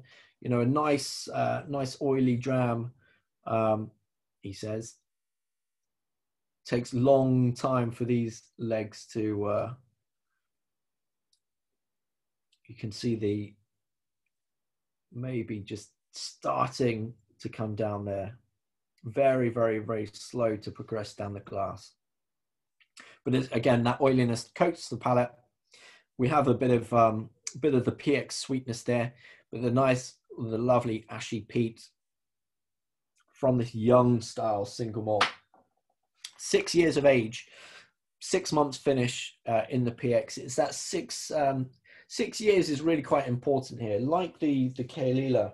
I mean, that Caerlila at 8 years of age isn't really a fair comparison because it's had such an extended period in the Koval casks. Whereas the Safe Haven here at 6 years of age is matured in larger casks, 250 litre hogsheads initially, 2 to 5 litres in the PX. So bottling whiskies, peated whiskies at this younger age just allows the peat to shine through a lot richer, a lot more vibrant. Whereas, as you can see from the Kelly 8-year-old, the cask has just softened those peaty edges. We've now started to go, yeah, I mean, that's still got the just about drop down on the legs there.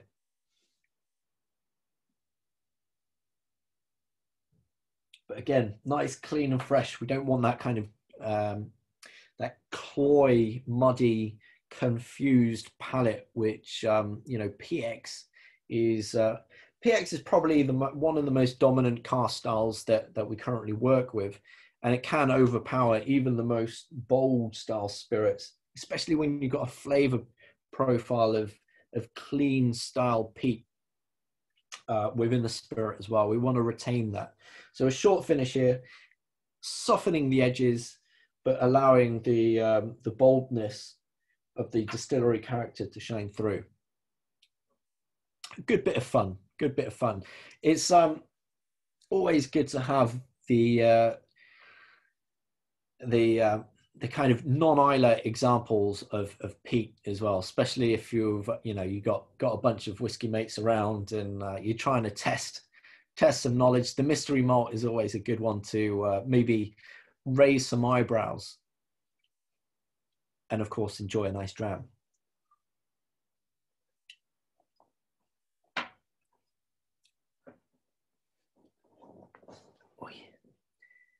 Okay, the Marvin Moore. Oh, Dennis is on the ball. He's completed our mystery malts. The Marvin Moore, yes, or Thrusk. As Orthrusk Distillery is in Malvern, just next door to Glentockers. And yeah, very, very different style of whiskey to well, anything like we've tasted, really. In terms of maturation, the Marvin Moore has been finished in the first fill Madeira casks. The Orthrusk spirit is, I guess, in some respects similar to Blair Athol, but I would say it's much spicier, much spicier. It's not as deep or rich. It's really quite, the spirit style is more on the front of the palate, I would say. Yeah, has that real spicy element to it. And we actually bottle that in a slightly different iteration than Murray McDavid. The Marvin Moore, as I say, first fill Madeira. We've been very selective on the batch for Murray McDavid for that bottling. We also bottle whiskies under the umbrella of Aceo Spirits. Now, Murray McDavid falls under Aceo Spirits. However, it's our top dressing, as it were. It's the jewel in the crown. It's where we bottle our finest examples of single malts, grains, blends, and we make very fine selections of whether it's one cask, whether it's 5 or 6 casks. Aceo Spirits is designed as a much larger output, and the Marvin Moore actually shares the same DNA as one of our Aceo Spirits brands called Parkmore Selection, which the Parkmore Selection in its current iteration, and we're developing new lines, additional lines to the current original line, which is 7-year-old Orthrusk, finished for 1.5 years in first fill Madeira casks. Very, very lovely dram. As I say, bright, spicy, fruity. It's got a bit of nuttiness in there. It's got a bit of sweetness from that Madeira. Very cool whiskey to look out for. Also under the Aceo Spirits brands is well, our next dram, which carries on the theme of peat, which is always a nice, certainly if it's winter there and if the temperatures are low, these peaty drams will be really hitting the spot, I'm sure. But well, I think what Craig had, yes, the mystery dram, not to be confused with the mystery malt in the Murray McDavid range. The mystery dram is, unfortunately, I don't have a bottle with me to show you, but it's a whiskey that we have branded as the Smoky Scot. And you can see from the color, very, very, very light, much lighter than anything that we've seen on the Murray McDavid range. This is because we've taken almost the reverse attitude to maturation here for this particular style of whiskey. Now, what we have in the glass is a 5-year-old single malt from Cheltenham, solely matured in refill hogsheads. No chill filtration, so we're retaining a lot of those natural peaty oils within the spirit, within the glass. Natural color, of course. Now, we're not, again, like Murray McDavid, we're not trying to cover things up. We're not trying to mislead in any way. We want to show, the true authenticity of the spirit here, the true nature of that Cheltenham. So, we're celebrating this style of spirit as it is, as it comes from the distillery itself. And what's different here is, our decisions to bottle it without any further maturation at 5 years of age specifically. Makes a great smoky cokey. Yeah, if you've not tried the smoky cokey, it's a must. It's a bit of a game changer, actually. And you'll see, as I've poured the spirit in the glass, the angel's tears, the legs are so slow, oily, dense style of whiskey. Oh, I'm loving the cocktail suggestions. Wonderful. Our managing director Edward Odom is actually a great advocate of the Smoky Scot during these summer months. Quite unusual for a peated whiskey to be pushed and celebrated during the warmer months, because people tend to shy away from peat during these warmer times. But actually thinking about how to experience, how to enjoy these peated whiskies, whether it's in a smoky cokey or whether it is in our managing director's developed this drink called the Summer Breeze. Very, very simple. It's, he's not the most experienced of bartenders, so I can't say it's 25 ml of this, 35 ml of that. It's a glug. So he'll have a glug of Smoky Scot in a tumbler, handful of ice, and he tends to spin it for as much as a minute and a half, and the dilution just softens the aggression of the alcohol. It softens a little bit of that peat, but it brings out the appley, fresh nature of this Cheltenham spirit, which, in its pure form,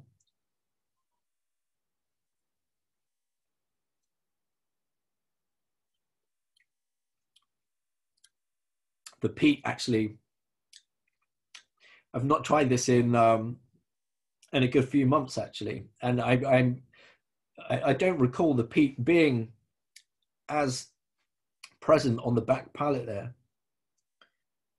So there's more peat than I had recalled, but the oiliness, the sweetness, there's still that fresh zinginess that you get from Cheltenham.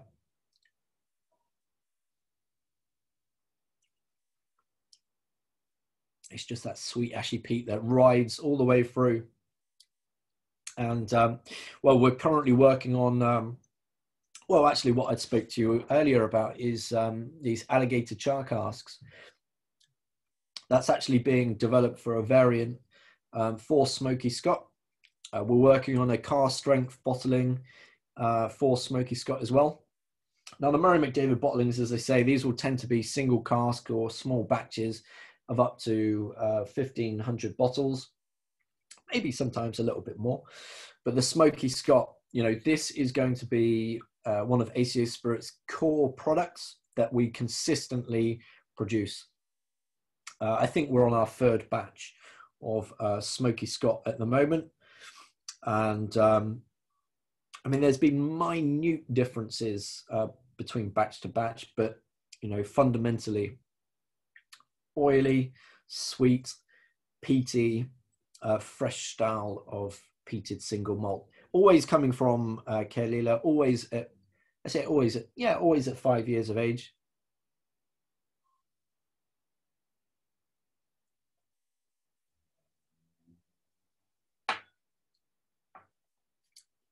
Just allowing that distillery character, distillery nature to shine through. Great dram for a great price, I think. Especially if you're looking for that unadulterated Islay option. It definitely is. It's I think it's bargain dram in the night, I think, of that one. It's yeah, plenty of flavour on it. Just beautiful. Yeah. I always said to Anton, it's almost like whether it's weird, but pickled peat. That's what we sort of like. It's a little bit pickled in there, and you know, and then the peat sort of just pickles right through it. It's really, really nice, and yeah, it's good. It's good whiskey. So you've done well in getting through all 7. Yeah, I know. Well, it's I was hoping that we could get all of them done before the afternoon. It's 12:15 here now, so I wanted to have that feather in my cap that did a tasting, 7 drams in the morning. Your knowledge of not just, you know, what you're doing, but all what other distilleries are doing, and and what their spirit's like is just incredible. It's wonderful. You know, it's wonderful to listen to the what you've learned, and then I listened to I looked at an interview that you had with the Whisky lady, and where you've came from, you know, as somebody who wasn't really interested in to start off, wasn't interested in the whiskey industry, was more interested, I think, in photography, etc., and then fell into working in a bar, to then going on to, you know, find the right people to then, you know, just basically be educated and educate yourself in the industry, which is brilliant. You know, it's just, you've done so well. Yeah. Yeah, well, no, thanks. Yeah, I'm aware I skipped over that a little bit quick at the beginning because I was conscious that I'm doing all this talk. We need to get into whiskies. But no, I came to the town where I'm tuning in from to study advertising photography. And it wasn't that I wasn't interested in whiskey. I was just unaware that it was a thing. You know, I mean, I knew, you know, whiskey was around, but I had no idea about the craft. And it's the craft of whiskey production that really just ignited my imagination. And yeah, having to get a job while studying this pretty expensive degree with all the equipment and all of that stuff, got a job in a local bar solely because they had good music at the weekends. They played a lot of live music. It was just a nice place to be. But they had they were known as the place to go and enjoy a dram, which, you know, I didn't really pay attention to that. I was more interested in the music. But when you've got whiskey buffs coming into the bar, asking you to take them on a flight of whiskies, asking you about the character from this distillery, that distillery, what whiskey should I have next? If you don't know the answers to those questions, you look a bit stupid. So I guess we can credit me being here tonight is me being humiliated by whiskey drinkers. That was my real inspiration. You know, if I'm going to work somewhere, then I need to know, you know, what my arsenal is behind me. I need to know what's on the shelf so I can answer those questions and not look stupid. And well, like I'm sure a lot of you guys, and you you very quickly get the whiskey bug. Once you start opening bottles, nosing, start tasting things, and remembering the fact that, you know, single malt whiskey is made from the same 3 core ingredients, but the plethora, the diversity of flavors, the styles, the ages, creating so many different amazing things. That's really what inspired my my move into the world of whiskey. Yeah, Dean, it's Chevy over here. Sorry, keep going. Yeah, no, sorry. I was just saying, you know, I've only really just begun 7 years with Aceo, and you know, I've got a lot of catching up to do if I want to get to the status of Mark Rainier and the likes of Richard Patterson and you know, Charlie McLean, but yeah, hopefully we'll keep producing the good stuff, and yeah. Yeah, you've done well. I'm going to open up now to some questions. If anybody wants to ask a question, I know that we're very much over time, and I think Anton and I will have to stay here the night because it's past lockdown now, and we're not allowed to go anywhere in Melbourne after 9 o'clock. We've all been naughty. So, but yeah, I'll open up some questions. Anybody out there that wants to ask a question, try to jump in. Yeah, I'd probably jump in. So thanks, Dean. This was a fantastic tasting event. So kind of your 3 ingredients into this plethora of, you know, infinite flavors was a great segue into the question I had. And so I was, you know, as we were tasting, I was flicking through your book, and I was, you know, loving the spider diagram, the whiskey tasting spider diagram that you guys have. I think that's a really cool idea. So my question is, are you guys planning on using any of that data, you know, to sort of tell you what blend to do next? God, that would make us sound very organized and sophisticated, which I would like to say, yeah, we are that sophisticated and organized. There is an element of organization, of course. We do plan for our future releases. We don't map it out physically. I mean, at the moment, it's all kind of orchestrated in my head at the moment of where I want these whiskies to sit on the flavor map, because before committing to a release, I mean, our release for this year was 23 different whiskies, and you know, we would have the flavor map, and I would position these whiskies where they should be on, where I see them being on the flavor map. We'll taste the samples as they come in. We'll tick them off that we agree their position. But also agree the quality, of course. So that's the way that we ensure that we don't release a whiskey which is the same as the next. We want our portfolio to, you know, tick all the boxes. So I guess we do it a bit in a less sophisticated, analytical kind of way, if that makes sense. Fair enough. Thanks. Yep. Yeah, Chevy, those flavour charts are off the chart with this one here. We've bottled a Glenallachie 12-year-old for Australia only, right? So this has been released today. It's just been put on the website. It's a 2008 12-year-old, been matured in a sherry butt, and then wasn't enough sherry evident in it, so we then put it in a first fill Pedro Jimenez sherry barrel and got more sherry into it. And I think the flavour on this is amazing. It's such an amazingly drinkable whiskey. It's just like balanced and like got all those sherry flavours that you want, and it's still got Glenallachie spirit for some reason. Like everything's just knitted in. Like how you talk about how you don't want to lose the spirit. This hasn't lost the spirit, but yet it's got so much sherry flavour and so much balance to it. It's incredible. It's great. Yeah, I mean, that is, I remember our colleague at the time, Lily, you know, she came to me with the request that, you know, we've got some customers for I think it was an initial order, because we released a Glenallachie in 2019, and I think Brent and the team wanted to take nearly 3 or 4 times their allocation on this whiskey, and I was like, well, we need to share this whiskey, you know, to our distributors in other markets. But we do have a cask if you're interested, and we got the thumbs up, and I think we got samples out, and everything was agreed.